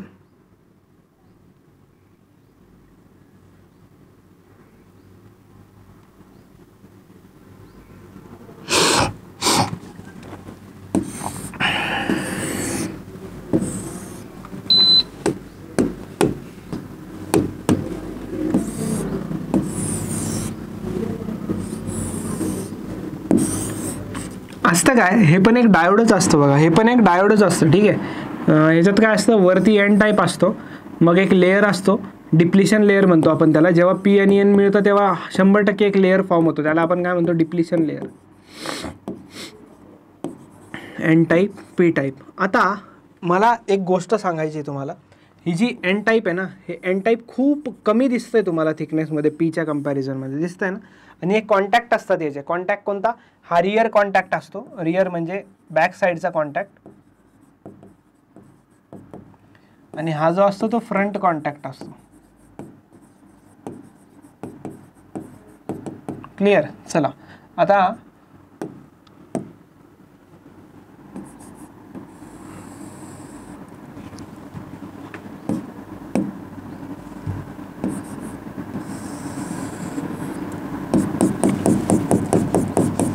ही जी थिकनेस असते ना, ही थिकनेस जवळजवळ असते 0.3 मायक्रोमीटर एनच्या टाईपची, एन टाईप सेमीकंडक्टरची, आणि याची असते 300 मायक्रोमीटर.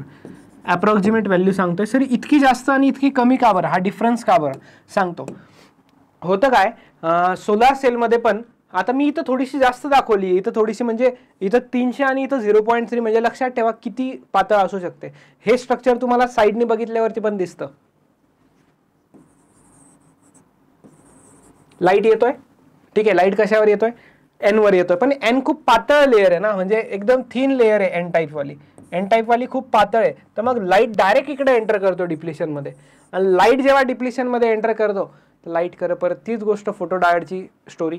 फोटॉन्स असतात, फोटॉन्स इलेक्ट्रॉन आणि होलला वेगवेगळं करतात, आणि मग ते इलेक्ट्रॉन्स होल्स फ्लो व्हायला लागतात. इलेक्ट्रॉन्स आणि होल्स फ्लो झाले म्हणजे काय फ्लो झाला, अरे बाळांनो, इलेक्ट्रॉन्स आणि होल्स फ्लो झाले म्हणजे करंट फ्लो झाला. करंट फ्लो झाला तर त्याला कुठं बॅटरीज वगैरेमध्ये स्टोअर केलं जातं.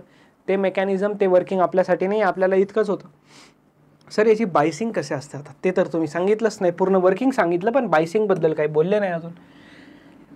बेटा याला कोणतीच बायसिंग नसते. सर असं कसं? अरे हा स्वतः इलेक्ट्रिसिटी प्रोड्यूस करतोय आणि त्याला तुम्ही बॅटरी लावणार आहे का? हा स्वतः इलेक्ट्रिसिटी प्रोड्यूस करतोय आणि त्याला तुम्ही बॅटरी लावणार नाही ना, कळालं का? हां, म्हणजे बँक तुम्हाला लोन देते आणि तुम्ही बँकेलाच म्हणणार लोन देऊ का मी, लोन देऊ मी, असं झालं ना, ते उलटं झालं. ठीक आहे, चला हे झालं स्ट्रक्चर. वर्किंग बघा, electron hole pair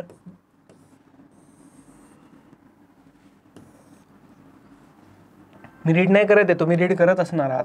the electrons and holes are separated and collected at the cathode and the anode respectively. The carriers are accumulated and generate a voltage across the solar cell. Power thus produced is dissipated in the load resistance or in the circuit connected across the solar cell. संपलं. VI characteristic graph. आता याचा VI characteristic graph कसा येतो? Actually जर बघायला गेलं ना, तुम्हाला खरं सांगू तर NCERTs वगैरेमध्ये याचा VI कॅरेक्टरिस्टिक ग्राफ जो आहे ना तो 4th क्वाड्रंटमध्ये दिला आहे. यांनी फर्स्टमध्ये दिला आहे. फर्स्टमध्ये नाही द्यायला पाहिजे, कारण की फर्स्टमध्ये आपण आधीच बघितलंय फॉरवर्ड बायसचा ग्राफ असतो, थर्डमध्ये रिव्हर्स असतो. हे कोणतंच बायसिंग नाही आहे म्हणून ते तसं द्यायला हवं होतं, बट ठीक आहे, जे तुम्हाला बुकमध्ये तसंच लिहायचं. हे जे व्होल्टेज आहे, इथं करंट किती दिसतोय तुम्हाला? इथं किती करंट आहे? 0 करंट आहे ना, याला आपण VOC म्हणतो. VOC म्हणजे काय? Open circuit voltage.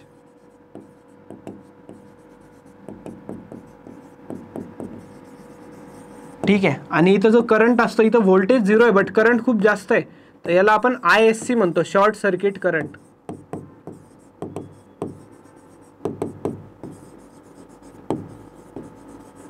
याला आपण म्हणतो शॉर्ट सर्किट करंट. क्लिअर आहे का इथपर्यंत?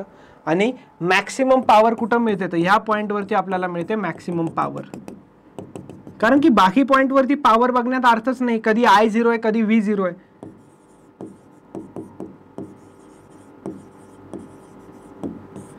Maximum power. क्लिअर आहे का इथपर्यंत?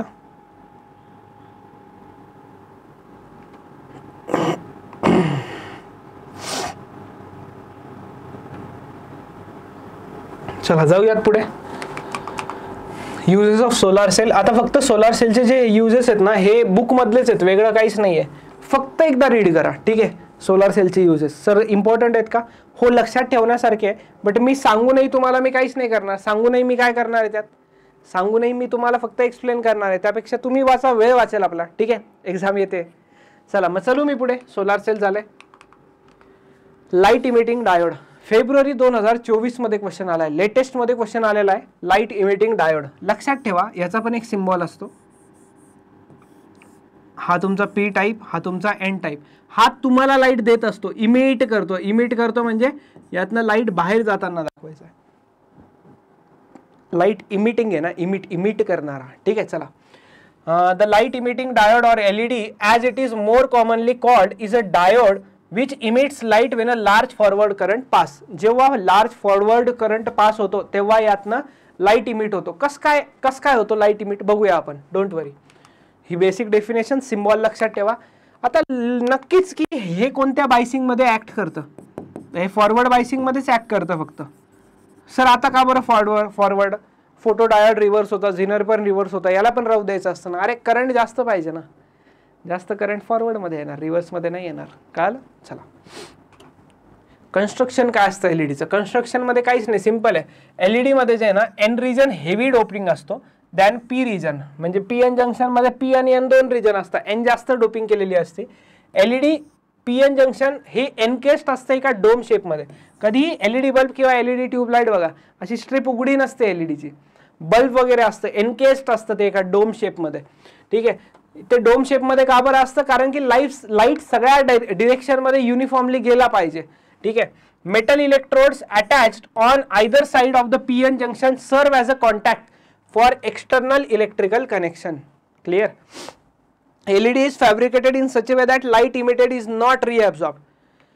मटेरियल असं बनवलेलं असतं की लाईट जो इमिट झाला एलईडी मधनं तो परत त्यात नाही आला पाहिजे. काय अर्थ आहे मग आपल्याला? काय अर्थच नाही ना ते लाईट इमिटिंग डायोडचा, एलईडीचा. ठीक आहे, चला. वर्किंग कसं असतं याचं? वर्किंग तर हे तुम्हाला वाचा, मी तुम्हाला एकदम सिंपल भाषेत सांगतो त्याचं वर्किंग. हेच का परत? येस, परत तेच, नवीन काहीच नाही. P टाईप N टाईप लावून टाकायचा.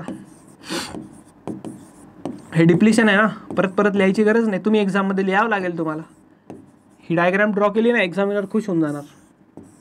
फॉरवर्ड बायसिंग आहे, फॉरवर्ड. इकडे कुठं चालला आहेस तू, इकडे कुठं चालला आहेस, फॉरवर्ड बायसिंग दाखवायची. फॉरवर्ड बायसिंग, फॉरवर्ड बायसिंग म्हणजे इकडे पॉझिटिव्ह आणि इकडे निगेटिव्ह.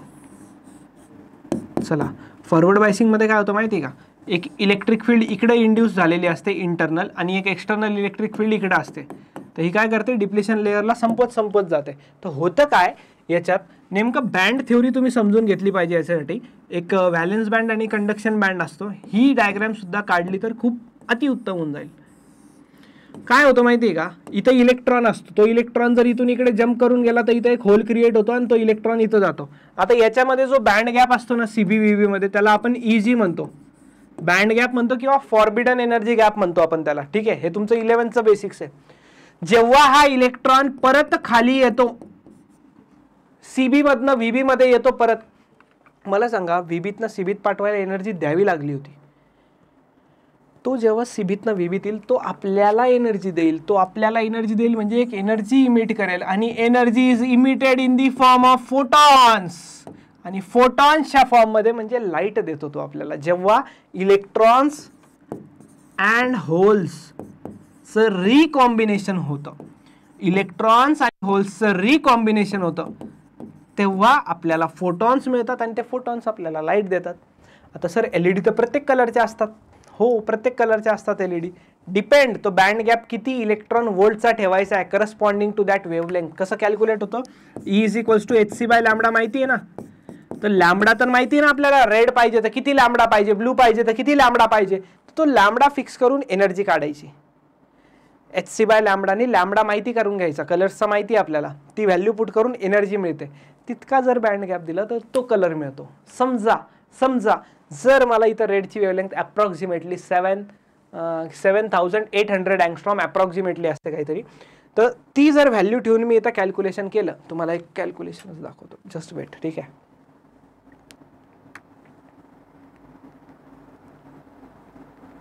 जर मी 1.58 EV, किती 1.58 EVचा जर मी तिथं बँड गॅप ठेवला, तर मला रेड कलर मिळणार. कळालं का, लाईक दॅट, सिम्पल आहे एकदम.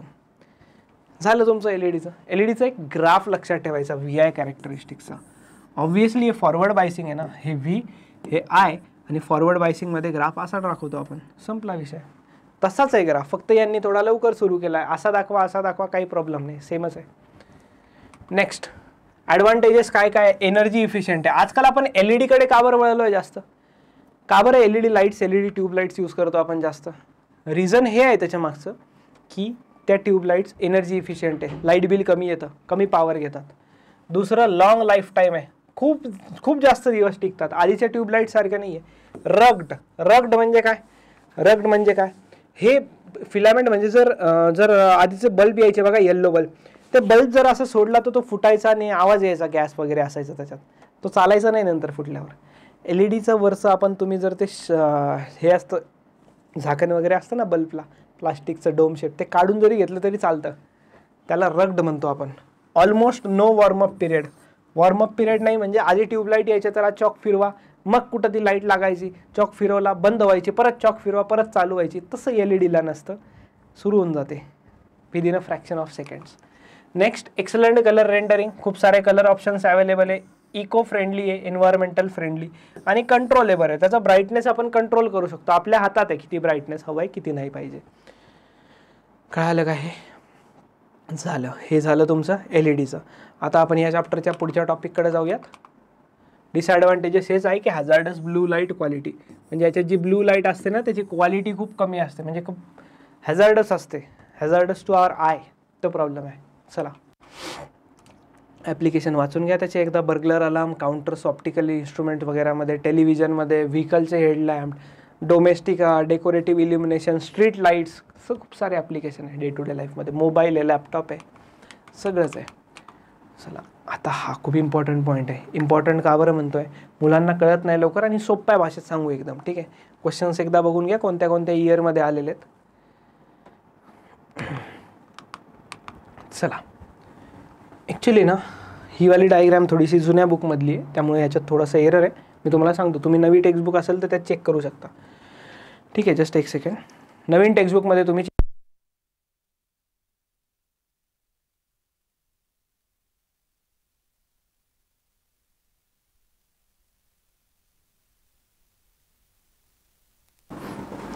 एक मिनिट हा, जरा पेन पडला यार, कुठं चाललं गेलं pen.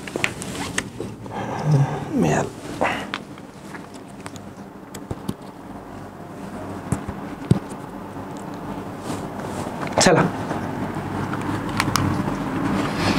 BJT bipolar junction transistor. Transistor दोन टाईपचे असतात बघा, ट्रान्झिस्टर दोन टाईपचे असतात.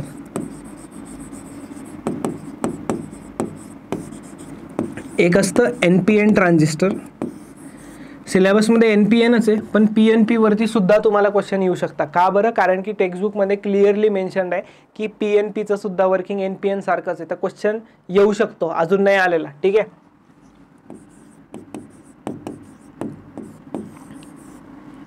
हे काय मॅटर आहे सर, हे काय लफडं आहे? PNP NPNचं काय मॅटर आहे? NPN मध्ये दोन N टाईप सेमीकंडक्टर घ्यायचे, मध्ये Pला सँडविच करून टाकायचं, झालं NPN. PNP मध्ये दोन P टाईप घ्यायचे, मध्ये N टाईपला दाबून टाकायचं, झालं PNP. संपलं, सँडविच्ड बिटवीन टू लेयर्स. ठीक आहे, चला आता लक्षात कसं ठेवायचं, ह्या डायग्राम येऊ शकता एक मार्कासाठी. N हिंदीत थोडंसं सांगतो. N मतलब याद रखिएगा निकास, निकास मतलब बाहर निकालना. तो N फॉर निकास, हा ॲरो इकडं यायला पाहिजे, हा ॲरो इकडं यायला पाहिजे. निकास म्हणजे बाहेर जाणारा पाहिजे.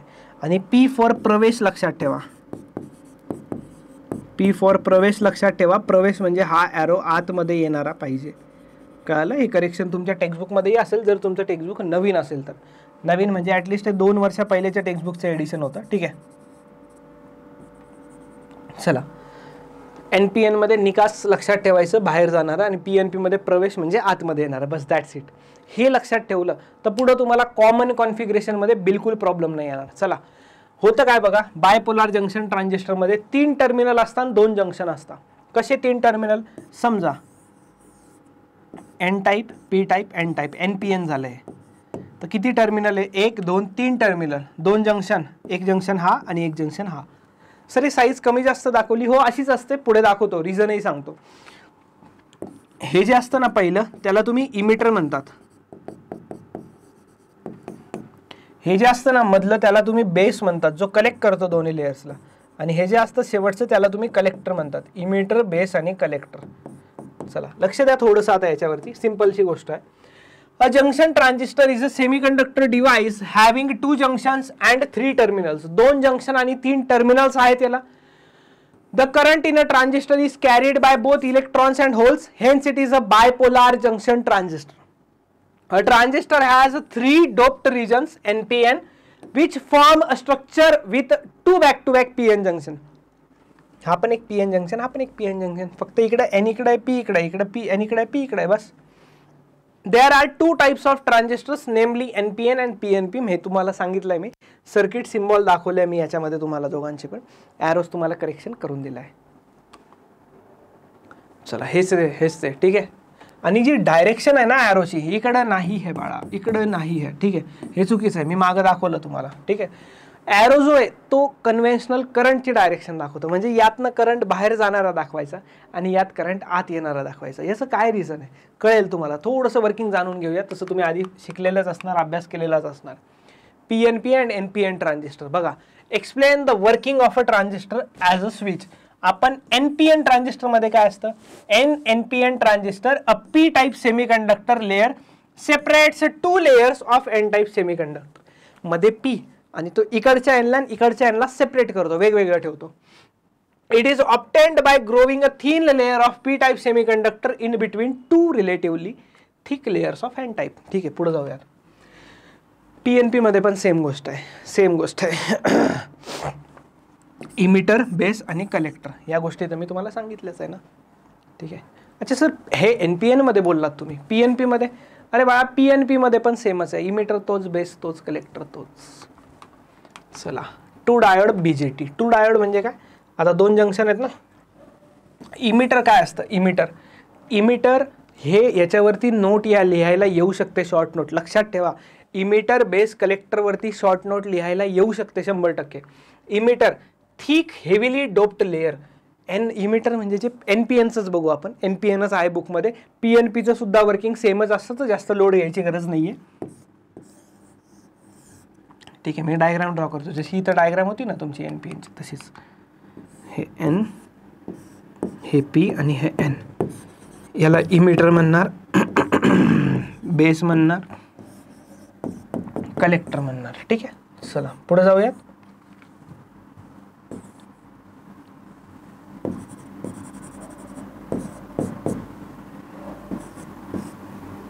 चला, इमिटर जी लेअर असते ही थिक असते, म्हणजे याच्यापेक्षा थोडी जाड आहे. Thick heavily doped. हे काय करतं, large number of majority carrier supply करतं. म्हणजे इथं एन म्हणजे हा इलेक्ट्रॉन्स सप्लाय करेल, हा इलेक्ट्रॉन्स सप्लाय करेल, इलेक्ट्रॉन्स इकडे पाठवेल आणि करंट इलेक्ट्रॉनच्या ऑपोजिट डायरेक्शन मध्ये जात असतो. म्हणजे इलेक्ट्रॉन्स इकडे पाठवेल बेसमध्ये, करंट इकडे फ्लो होणार. चला, बेस काय असतं, बेस ही पातळ लेअर असतं, लाईटली डोप्ड असतं. का बरं लाईटली डोप, मग ठेवायचंच कशाला त्याला, तो काही नाही, इकडून इमिटर मधून घेऊन कलेक्टरला देतो. बीच का बंदर आहे तो, बीच का बंदर इकडून घेऊन इकडे देणार, संपलं. एवढंच काम असतंय त्याचं. गेलं रिमोट.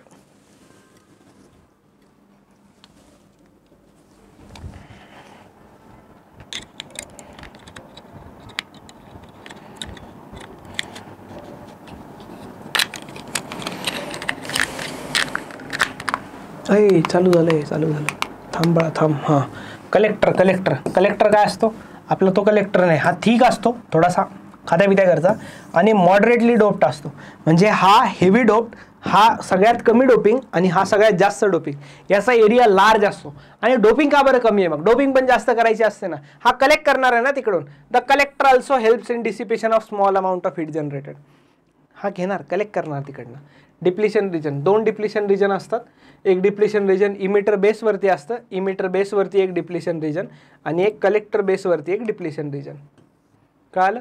करंट, इमिटर तिघांमधनं करंट जाणार. IE म्हणजे इमिटर करंट, IB म्हणजे बेस करंट आणि IC म्हणजे कलेक्टर करंट. ठीक आहे. रेजिस्टन्स पण असणार काही ना काही, ऑब्व्हियसली करंट आहे म्हणजे रेजिस्टन्स असणार.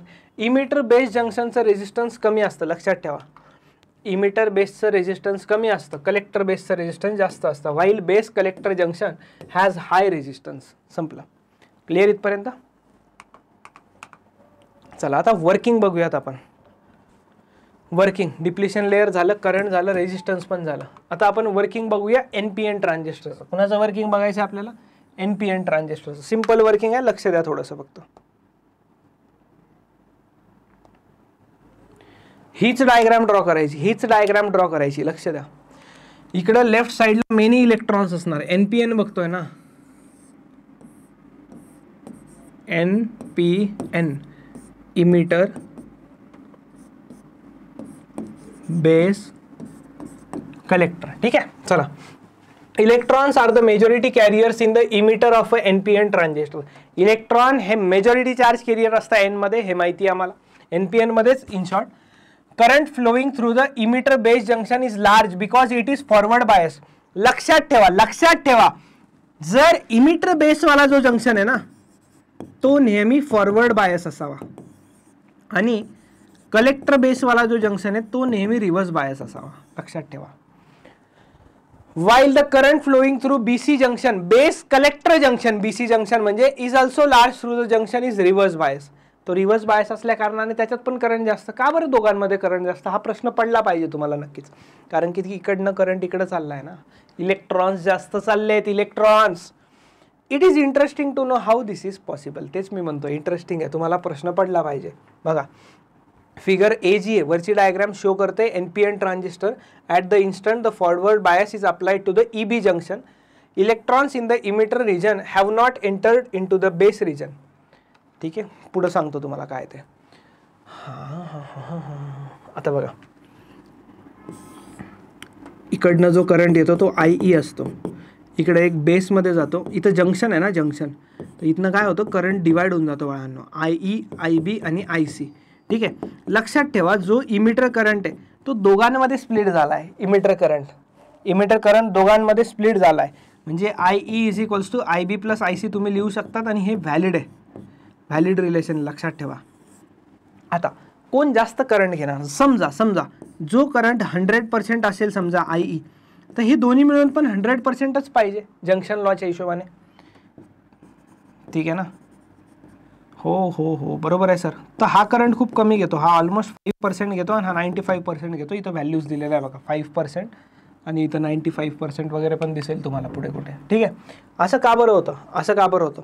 कारण की बेसवाला लेअर खूप पातळ असतो बघा, बेसवाला लेअर खूप पातळ असतो.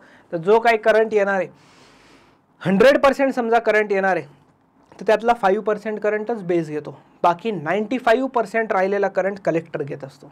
कळालं का? या व्हॅल्यूज विचारल्या जाऊ शकतात, लक्षात ठेवा. आपण म्हणू शकतो की IE is approximately equal to IC, कारण तोच 95% घेतोय ना. आता बघा होतं काय याच्यात, electrons can now flow in 2 direction, एक फॉरवर्ड आणि एक रिव्हर्स आहे ना. They can now either flow through base circuit and constitute to the base current, त्या बेसमधनं सुद्धा फ्लो होऊ शकतात, or they can flow through the collector and contribute towards collector current. तर ते हेच करतात, बेसमध्ये ते थोडेसेच फ्लो होतात. रिझन तो लेअर खूप पातळ असतो, थिन असतो. The base of a transistor plays a crucial role in its action. Electron जे इंजेक्ट होता ना कुठून, इमिटर मधनं बेस मध्ये, तर तो डिफ्यूज करतो, त्यांना पाठवतो कलेक्टर मध्ये. कळालं का? When the electrons enter the collector base depletion region, they are pushed into the collector region. ठीक आहे. आणि इथं दिलंय 95% असतो ऑलमोस्ट कलेक्टर करंट. किती असतो? 95% असतो ऑलमोस्ट. चला पुढे जाऊया. इथपर्यंत कळालं असणार तुम्हाला. 5%, 95% क्लियर आहे का?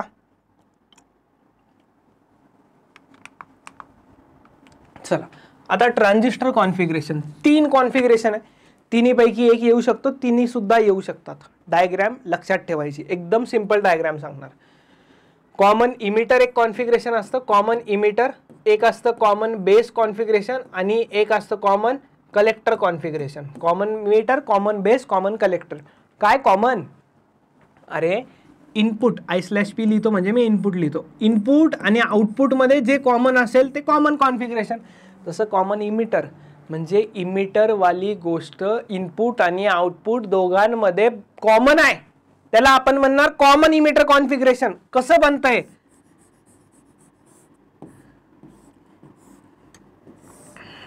इकडे एक बॅटरी लावायची असते, ठीक आहे. सगळ्यात आधी तुम्हाला सांगून देतो, हे तुमचं बेस, हा तुमचा कलेक्टर आणि हा तुमचा इमिटर, ठीक आहे.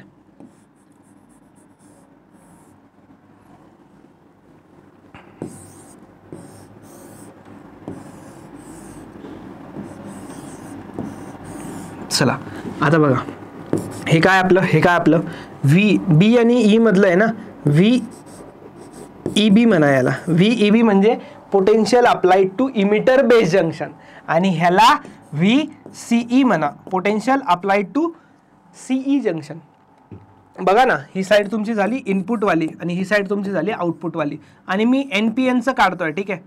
मी NPNचं काढतोय. NPNचं जर मी काढत असणार तर इथं मी ॲरो कुठे दाखवायला पाहिजे तुम्हाला माहिती आहे, कुठं दाखवायला पाहिजे? बाहेर जाणारा ॲरो दाखवायला पाहिजे मी, इकडचा ॲरो. ह्याच्यात चुकलंय बरं का, परत सांगतोय, चुकलंय सगळं. मी तो डायग्राम ड्रॉ करून देतोय, कळालं ना? बघा, इमिटर इनपुटला आणि आउटपुट दोघांना कॉमन, ही डायग्राम ड्रॉ करा ॲज इट इज. बिलकुल मार्क्स कट होण्याचे चान्स नाही आहे, ठीक आहे, सिम्पल आहे. Next common base configuration. Common base configuration कसं ड्रॉ करणार? बेस कॉमन असला पाहिजे. आता अच्छा, बेस कॉमन असला पाहिजे, ठीक आहे. बेसला कॉमन देऊन टाकू आपण.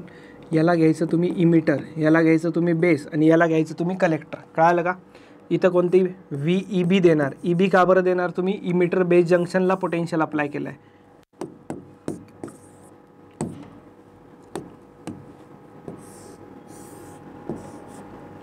चला इकडे VCB. CB का बरं? कलेक्टर बेसला आहे ना, आणि ॲरो कुठं आला पाहिजे? इकडं आला पाहिजे. ही तुमची इनपुट साईड आणि ही तुमची आउटपुट साईड. तुम्ही इनपुट आउटपुट पूर्ण लिहायचं, ठीक आहे. तुम्ही इनपुट आउटपुट पूर्ण लिहायचं. याच्यात NPNच दाखवतोय मी. PNP असेल तर काय चेंज होणार? फक्त इकडे ॲरो येणार. खूप वेळ असेल ना पेपरमध्ये, जर पेपर झाला ना, अर्धा तास बाकी आहे ना, हाच जर क्वेश्चन आला ना, अजून एक डायग्राम बाजूला काढायची, धुवा उडून टाकायचा फक्त. अजून एक डायग्राम काढायची, ॲरो इकडे दाखवायचा फक्त, बाकी सगळं सेम लिहायचं PNP. हा मजा येणार तुम्हाला पण, एक्झामिनरला पण. चला कलेक्टरकडे जाऊ. कॉमन कलेक्टरकडे कसं जाऊ? कॉमन कलेक्टरकडे बेस, इमिटर, कलेक्टर. झालं. सेमच डायग्राम आहे यार, सेमच डायग्राम आहे, फक्त नामकरण चांगलं करा म्हणजे झालं.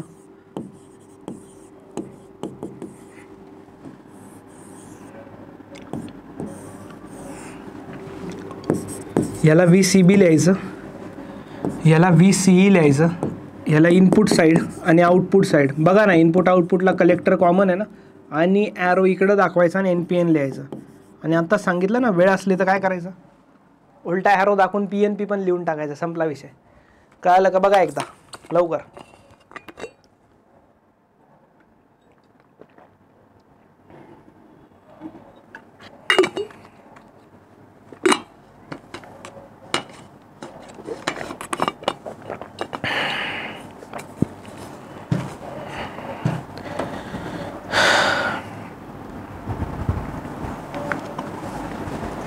चला जाऊ पुढे. अरे कॉमन इमिटर कॉन्फिगरेशन, हां हीच डायग्राम आपण काढली. ही मी एकदम सोप्या भाषेत सांगितली तुम्हाला. सर मार्क मिळतील, 100% मिळतील. इनपुट कॅरेक्टरिस्टिक्स, आउटपुट कॅरेक्टरिस्टिक्स, हे काय सर पुढं का घेताय सर इतकं? अरे बाळा थांबा एक मिनटं, यात एक रिलेशन दाखवायचं आहे आता तुम्हाला. एक रिलेशन दाखवायचं, relation between alpha and beta.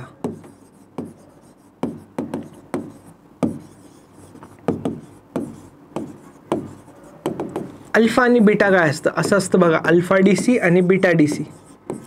Alpha DC beta DC म्हणजे असतं काय sir? Alpha DC beta DC, आपण याला बीटा DCला करंट गेन म्हणतो. अच्छा, यांचे फॉर्म्युले कसे लक्षात ठेवायचे हे खूप सोपं आहे. सोपं आहे. करंटचाच रेशो आहे. सर आय कॅन्सल का? अरे थांबा रे गदड्यांनो, आय कॅन्सल का? थांबा थोडंसं. इथं पण C द्या, इथं पण C द्या. ठीक आहे. C म्हणजे काय? Collector current. C म्हणजे काय? Collector current. आणि इथं बीटा आहे ना, बीटासोबत B द्या बेस करंट. आणि काय राहिलं? इमिटर राहिला, त्याला राग यायला नको, त्याला इथं लिहून टाका. संपलं. अल्फा DC अल्फा DC आणि बीटा DCचे फॉर्म्युले लक्षात राहतील. IE इज इक्वल्स टू काय असतं? IB plus IC. मी काय करणार, या इक्वेशनला डिवाइड करणार. कशाने डिवाइड करणार? या इक्वेशनला IC ने डिवाइड करणार. प्रत्येक याच्यात IC आहे ना, तर हे काय होऊन जाणार? IE by IC is equals to IB by IC plus 1. ठीक आहे. आता IE बाय IC तर नाही आहे सर, पण IC बाय IE आहे आमच्याकडे. उलटं झालं आहे सर तुमच्याकडनं. उलटं इथं नाही झालं. याला आपण 1 बाय अल्फा लिहू, याला आपण 1 बाय बीटा लिहू आणि प्लस 1 राहू देऊ. हा एक फॉर्म्युला लक्षात ठेवा. अल्फा बीटावरचा कसाही क्वेश्चन सॉल्व्ह होणार. अल्फा दिला तर पुट करा, बीटा फाइंड करा. बीटा दिला तर बीटा पुट करा, अल्फा फाइंड करा. पण जर तुम्हाला स्टँडर्ड फॉर्म्युलेत जर डिराईव्ह करायला आलं अल्फा बीटाचं रिलेशन, तर काय करायचं? हे 1 बाय अल्फा असंच ठेवायचं. याला क्रॉस मल्टिप्लाय करा, तर हे होऊन जाणार 1 बाय बीटा. तर alpha is equals to reciprocal करून टाकायचा, बीटा बाय 1 प्लस बीटा. ही गोष्ट तुम्हाला कळाली असणार. हे एक येतं. किंवा कधी कधी दुसरं पण रिलेशन डेव्हलप होतं. 1 बाय अल्फा तसंच राहू द्या लेफ्टला, 1ला तिकडं पाठवा, इकडं काय झालं? 1 बाय बीटा. क्रॉस मल्टिप्लाय करा, 1 minus alpha by alpha is equals to 1 by beta. आपल्याला बीटा पाहिजे इन टर्म्स ऑफ अल्फा, तर हे उलटं रेसिप्रोकल करा परत. संपला ना विषय. एकदा बघून घ्या, फक्त नजर मारून घ्या याच्यावरती. काही जर तुम्हाला डाऊट असणार तर तुम्ही याच्यावरती डाऊट विचारू शकतात.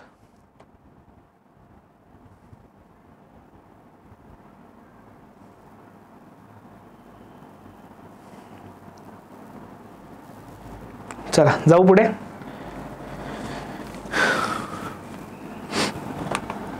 चला, इनपुट कॅरेक्टरिस्टिक्स. काहीच नाही करायचं. इनपुट कॅरेक्टरिस्टिक्स ग्राफ म्हणजे आपण जे इनपुट वगैरे देतो ना, कशाला? Common emitter, common base, VB VCला, बस त्यात इनपुट कॅरेक्टरिस्टिक काय काढायचं? फॉरवर्ड बायसचा ग्राफ काढायचा. संपला विषय. का बरं फॉरवर्ड? अरे बाळांनो, इनपुट साईड जी असते ना, ती NP किंवा NPN मध्ये इनपुट साईड कोणती असते? NP वाली. आणि मी सांगितलं ना, हे नेहमी फॉरवर्ड बायस ठेवायचं आणि हे नेहमी रिव्हर्स बायस ठेवायचं. त्याचा ग्राफ फॉरवर्ड बायस नाही येणार का इनपुटचा? म्हणून इनपुट कॅरेक्टरिस्टिक्स एवढं काढायचं. थेरी लिहायची गरज नसते त्यात.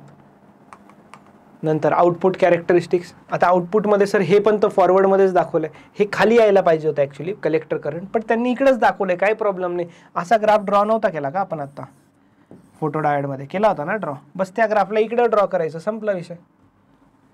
सगळं बघून बसलो आपण, सगळं बघून बसलो यात. कळालं का? चलो, ट्रान्झिस्टर ॲज अन ॲम्प्लिफायर. ह्याच्यावरती क्वेश्चन येत नाही. ह्याच्यावरती एक पण फॉर्म्युले आहेत बघा. ह्याच्यावरती एक फॉर्म्युले आहे. नोट पॉईंटमध्ये तुम्हाला ते फॉर्म्युले लक्षात ठेवायला सांगतो मी. कोणते फॉर्म्युले सर? व्होल्टेज गेनचा एक फॉर्म्युला असतो.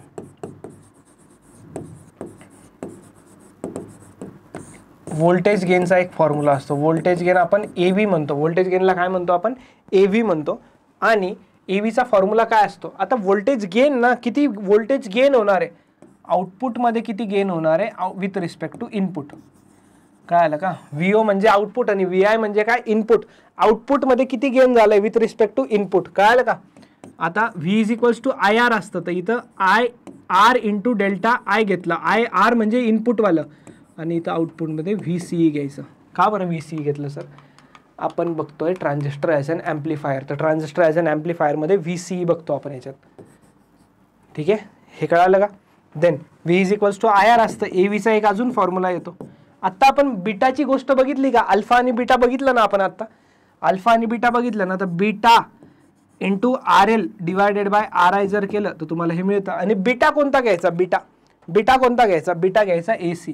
आणि बीटा म्हणजे काय असतो? हे म्हणजे व्होल्टेज गेन असतं आणि बीटा म्हणजे करंट गेन असतं. सर याला काही ट्रिक? याला काही ट्रिक नाही. मी जितकं समजवू शकत होतो तितकं तुम्हाला समजून सांगितलं. हे लक्षात ठेवावं लागेल, हे लक्षात ठेवावं लागेल. आणि RI म्हणजे इनपुट रेजिस्टन्स.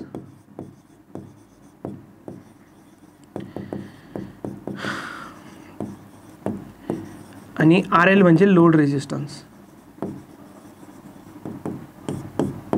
क्लिअर का? इथपर्यंत क्लिअर?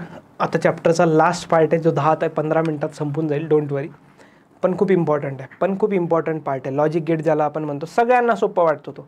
लॉजिक गेटवरती ना बोर्ड्समध्ये आत्तापर्यंत इतकं जास्त वेटेज नाही दिलेलं आहे जितकं CET मध्ये त्याचं वेटेज आहे. CET मध्ये याचं वेटेज खूप जबरदस्त आहे.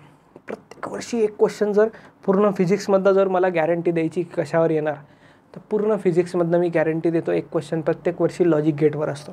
आणि आता तर JEE-पेक्षा टफ क्वेश्चन्स विचारायला लागले लॉजिक गेटमध्ये. खरंच का? पेपर बघून घ्या उचलून मागचे प्रिव्हियस इयरचे. तर इथं समजून घ्या, CET-साठी पण फायदा होणार आणि बोर्डसाठी तर 100% होणारच होणार. लेक्चरच बोर्डसाठी चालले आपले वन शॉट. चला, लॉजिक गेट म्हणजे काय असतं? क्वेश्चन्स बघून घ्या. मार्च 2022 बुलियन एक्सप्रेशन आलंय XOR गेटचं. लास्टला बघू आपण XOR गेट. ठीक आहे, चला. लॉजिक गेट म्हणजे काय असतं माहिती आहे का? एक ॲनालॉग सिग्नल असतं आणि एक डिजिटल सिग्नल असतं. ॲनालॉग आणि डिजिटल इथं तुम्हाला ग्राफ दिसतोय. ॲनालॉग सिग्नल म्हणजे आपली जी काट्याची घड्याळ असते का, काट्याची घड्याळ वॉल क्लॉक, ती घड्याळ कंटिन्यूस चालत असते. तर त्या काट्याच्या घड्याळीमध्ये सिग्नल्स असे कंटिन्युअस असतात. पण डिजिटल म्हणजे कोणती? रेल्वे स्टेशनवर असते बघा, आकडे दाखवते टिक टिक टिक टिक, चालू बंद चालू बंद चालू बंद चालू बंद. तर त्याचं सिग्नल असं असतं. आता लक्षात ठेवा, मॅथ्समध्ये तुम्ही ट्रूथ टेबल वगैरे बघितले तसंच इथं आहे. दोनच इनपुट असतात इथं. एक तर 0 व्होल्ट असतं व्हॅल्यू किंवा 5 व्होल्ट असतं. 0 व्होल्टला आपण मॅथमॅटिकल लॉजिकच्या लँग्वेजमध्ये 0 लिहितो आणि याच्या लँग्वेजमध्ये 5ला 1 लिहितो. कधी जर तुम्हाला 0 व्हॅल्यू दिसली याचा अर्थ तो 0 व्होल्ट आहे आणि कधी तुम्हाला 1 व्हॅल्यू दिसली याचा अर्थ तो 5 व्होल्ट आहे. लॉजिक गेट म्हणजे त्याला तुम्ही कितीही इनपुट द्या, कितीही द्या, 1 द्या 100 द्या, तो तुम्हाला एकच आउटपुट देणार. A digital circuit with 1 or more input signal, only 1 output signal, याला आपण म्हणणार, याला काय म्हणणार आपण? लॉजिक गेट म्हणणार. कळालं का? याला आपण काय म्हणणार? लॉजिक गेट म्हणणार. इथपर्यंत कळालं तुम्हाला? चला चला जाऊया पुढे. नेक्स्ट, बुलियन एक्सप्रेशन म्हणजे काय असतं हे डेफिनेशन वाचून ठेवा. एक एक मार्क्ससाठी डेफिनेशन खूप इम्पॉर्टंट आहेत. बुलियन एक्सप्रेशन म्हणजे काय? The mathematical statement that provides relationship between input and output of a logic gate. Input आउटपुटमध्ये जे मॅथमॅटिकल रिलेशन असतं त्याला आपण बुलियन एक्सप्रेशन म्हणतो. आणि एका टेबलच्या फॉर्ममध्ये असतं ते रिलेशन इनपुट आउटपुटचं, त्याला आपण ट्रूथ टेबल म्हणतो. काय म्हणणार त्याला आपण? ट्रूथ टेबल म्हणणार. चला, पहिल्या गेटवर जाण्याच्या आधी नंबर ऑफ इनपुट कॉम्बिनेशनवर MCQ येऊ शकतो. सर याचा अर्थ काय? नंबर ऑफ इनपुट कॉम्बिनेशन शौर्यमध्ये ज्या रेग्युलर बॅचेस चालतात, शक्तीमध्ये पण एकदम डिटेलमध्ये सांगितलं याच्याबद्दल, पण इथं तुम्हाला शॉर्टमध्ये सांगतो. जर एक इनपुट असेल तर कॉम्बिनेशन्स काय काय बनतील? 1 असू शकतो किंवा 0 असू शकतो. 2 इनपुट असतील तर काय काय कॉम्बिनेशन बनतील? 1 1 1 0 0 1 0 0. 4 कॉम्बिनेशन बनले ना, इथं 2 कॉम्बिनेशन बनले. 3 इनपुट असले तर 8 बनतात. तर हे 2n हा एक फॉर्म्युला असतो. n म्हणजे नंबर ऑफ इनपुट्स, n म्हणजे नंबर ऑफ इनपुट्स, हे लक्षात ठेवायचं. काय आलं ना? सिंपल आहे. चला जाऊया आता आपण पुढे गेटवरती जाऊया. गेटवरती मी लॉजिक गेटचं याचा ट्रूथ टेबल ड्रॉ नाही करणार, मी डायग्राम प्रत्येकाची ड्रॉ करणार बाळांनो. डायग्राम प्रत्येकाची ड्रॉ करणार मी, त्याची चिंता करू नका तुम्ही, त्याची चिंता तुम्ही बिलकुल करू नका. मी डायग्राम ड्रॉ करणार प्रत्येकाची. ठीक आहे. नॉट गेट म्हणजे कसं असतं, सिम्पल फक्त जर नॉट गेट दाखवायचं तर ट्रायंगल आणि त्याच्या समोर असं जोकरच्या नाकावरती गोल असतं तसं गोल, हे झालं नॉट गेट. समजा इकडे इनपुट ए होता आणि आउटपुट वाय होता, तर याचं सिम्बॉल बुलियन एक्सप्रेशन येतं y इज इक्वल्स टू ए बार. याचं काय काम असतं, हा काही नाही तुमच्यासारखेच उलटे कामं करतो, जसे तुम्ही घरात उलटे कामं करून ठेवतात, हा पण उलटेच कामं करतो. जर याला इनपुट तुम्ही 0 दिला, जर याला इनपुट तुम्ही 0 दिला तर तो आउटपुटला 1 देणार, आणि जी इनपुट जर 1 दिला तर तो आउटपुटला 0 देणार. संपला, उलटं काम करतो. एक्झाममध्ये आला ना तर थेरी कशी लिहायची एकदा रीड करा. It produces high output or output 1 if input is 0. म्हणजे जेव्हा इनपुट 0 असतं तेव्हा आउटपुट हाय असतं. झालं नॉट गेट झालं, कळालं का? चला नेक्स्ट असतं ऑर गेट. ऑर गेटला कसं दाखवायचं, असं रॉकेट सारखं दाखवायचं. याला 2 इनपुट दाखवायचे ए बी आणि एक आउटपुट दाखवायचं वाय. नॉट गेटला प्लसने डिनोट करतो, तर याचं बुलियन एक्सप्रेशन येतं ए प्लस बी. सिम्पल मॅथ्स सारखं लक्षात ठेवलं तर याचा ट्रूथ टेबल पण लक्षात ठेवण्याजोगा आहे. 2 इनपुट म्हणजे 4 कॉम्बिनेशन 0 0 1 0 0 1 1 1. सर आत्ता तर तुम्ही वेगळं लिहिलं, हेच लिहिलं, हे खालीवर झालं तरी चालतं, काहीच दिक्कत, काहीच प्रॉब्लेम नाही. हे मॅथ्स सारखं लक्षात ठेवा. पण एका ठिकाणी मॅथ्स मार खाणार याच्यात, कारण की सिम्पल लॉजिक आहे, एक्झॅक्ट मॅथ्स नाही आहे. 0 + 0 0, 1 + 0 1, 0 + 1 1, 1 + 1 2 नाही होणार, इथं 1 + 1 1च होतो. हे लक्षात ठेवायचं. लिहायचं कसं, आउटपुट वाय हे 1 येतं और हाय. 1ला आपण हाय म्हणतो आणि 0ला लो म्हणतो. Either input A or input B or both are 1. Either A B दोन्ही 1 असले तरी चालतं, किंवा ए बी पैकी एक 1 असला एक 0 असला तरी सुद्धा चालतं. ठीक आहे, हे झालं or gate. Next and gate. And gate असं आपलं चोकोबार सारखा सिम्बॉल दाखवायचा, आईस्क्रीम सारखा. याला 2 स्टिक लावायच्या, ए एक इनपुट बी एक इनपुट, नाही दिला का बी देऊन टाकतो. याला लिहिलं जातं Y is equals to A dot B लिहिलं जातं. ठीक आहे. आता ह्याचा ट्रूथ टेबल कसा सर, सिम्पल मॅथ्स सारखा. डॉट म्हणजे काय, मल्टिप्लिकेशन घेतो ना, 0 × 0 0, 0 × 1 0, 1 × 0 0, 1 × 1 1. That's it. नेक्स्ट पुढचा gate NAND gate. NAND gate म्हणजे काही नाही, वेगळं काही नाही आहे नॅन्ड गेटमध्ये. नॉट गेटला अँड गेटशी जोडलंय, दोघांचे संबंध जुळले की त्याला नवीन नामकरण मिळतं. आता ट्रेंड चालू आहे ना, जसं कोण 2 नवरा बायकोचं लग्न होतं तर मुलाचं अर्ध नाव मुलीचं अर्ध नाव. कधी कधी खूप भयानक प्रकार होऊन जातो जर नाव असे अर्धे अर्धे घेतले तर. पण इथं काही नाही होत. इथं नॉट आणि अँड गेटला नॅन्ड गेट म्हणतो आपण. दाखवायचं कसं, याला अँड दाखवून द्या आधी, अँड गेट दाखवला, ए बी इनपुट दाखवला, आणि इथं एक आउटपुट दाखवून द्या वाय. सर आता अँड झाला ना, हां समोर मग जोकर सारखं गोल देऊन टाका, झाला नॅन्ड गेट. दाखवणार कसं याला, वाय इज इक्वल्स टू अँडला कसं दाखवायचं ए डॉट बीने, आणि नॅन्डसाठी वरती बार देऊन टाकायचा, संपला विषय, संपला ना विषय. काम काय, अँडचा जो ट्रूथ टेबल होता एक्झॅक्ट उलटा. अँडमध्ये 0 0 0 व्हायचं, इथं 1 होणार. 0 1 0 व्हायचं, इथं 1 होणार. 1 0 0 व्हायचं, इथं 1 होणार. आणि 1 1 तिकडं 0 व्हायचं अँडमध्ये, इथं 0 होऊन जाणार. 1 1 1 व्हायचं, इथं 0 होणार. उलटे कामं करतोय ना नॉट गेट. अँड पर्यंत जसंच तसं, नॉट त्याचे उलट काम करून टाकतो. चला नॉर गेटवर जाऊ, परत तेच नामकरण. नॉर कळालं असणार तुम्हाला, not plus or, not plus or कसं दाखवणार सर, तुम्ही सांगितलंय रॉकेट दाखवायचं, दाखवून द्या. ए बी दाखवा, आउटपुट वाय दाखवा, हे तर ऑर झालं. समोर नाकावर जोकर सारखं गोल देऊन टाका, झालं काम. ऑर कसं दाखवायचं, ए प्लस बी नी, आणि इथं एक बार देऊन टाका, संपला विषय. सेम तसंच उलट करायचं. ऑर गेटच्या ट्रूथ टेबलला उलटा, आउटपुटला उलट करायचं. तिकडं जिकडं 1 इकडं 0, आणि तिकडं जिथं 0 यायचं इकडं जिथं 1 येतं. किती येतं, 1 येतं. क्लिअर.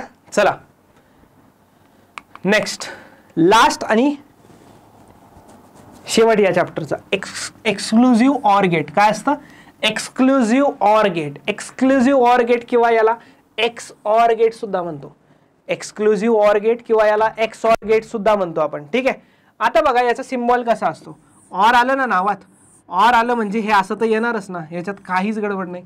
हा ऑर गेट झाला, इकडं अशी अजून एक लाईन मारायची, हा झाला एक्सक्लुझिव्ह ऑर गेट. कळालं. याचं बुलियन एक्सप्रेशन कसं येतं सर, ए बी वाय, तर Y is equals to A plus B ऑरला लिहायचं ना, इथं असं सर्कल द्यायचं, म्हणजे हे काय झालं तुमचं एक्स ऑर गेट झालं. कळालं का. पण सर याचं ट्रूथ टेबल कसा बनवणार, आता याचा ट्रूथ टेबल बनवायला सोपं आहे बघा. काय करायचं, याला जर एक्सपांड करायचं ना तर A dot B plus A dot B लिहून टाकायचं. सर हे तर सेम सेम झालं. नाही, इकडे ए ला बार द्यायचा, इकडे बी ला बार द्यायचा.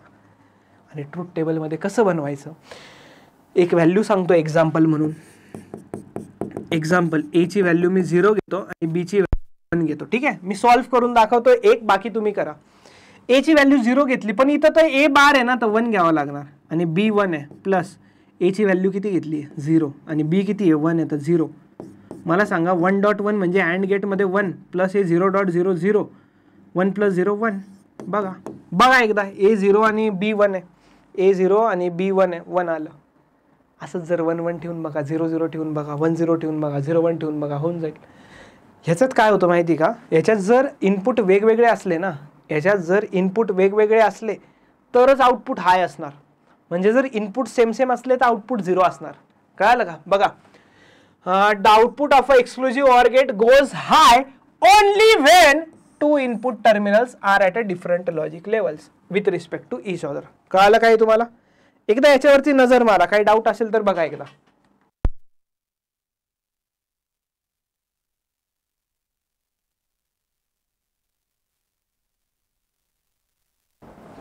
ठीक आहे, याच्यात काहीच डाऊट नसणार तुम्हाला, ह्याच्यात क्लिअर आहे. तर इथं आपला सेमीकंडक्टर डिव्हाइसेस नावाचा चॅप्टर संपलाय. ठीक आहे, तर आपण भेटू पुढच्या व्हिडिओमध्ये. नक्कीच जर व्हिडिओ तुम्हाला आवडला असेल, वन शॉट व्हिडिओ, तर आपल्या मित्रांना शेअर करा, लाईक करा व्हिडिओला आणि चॅनलला सबस्क्राईब करा. धन्यवाद.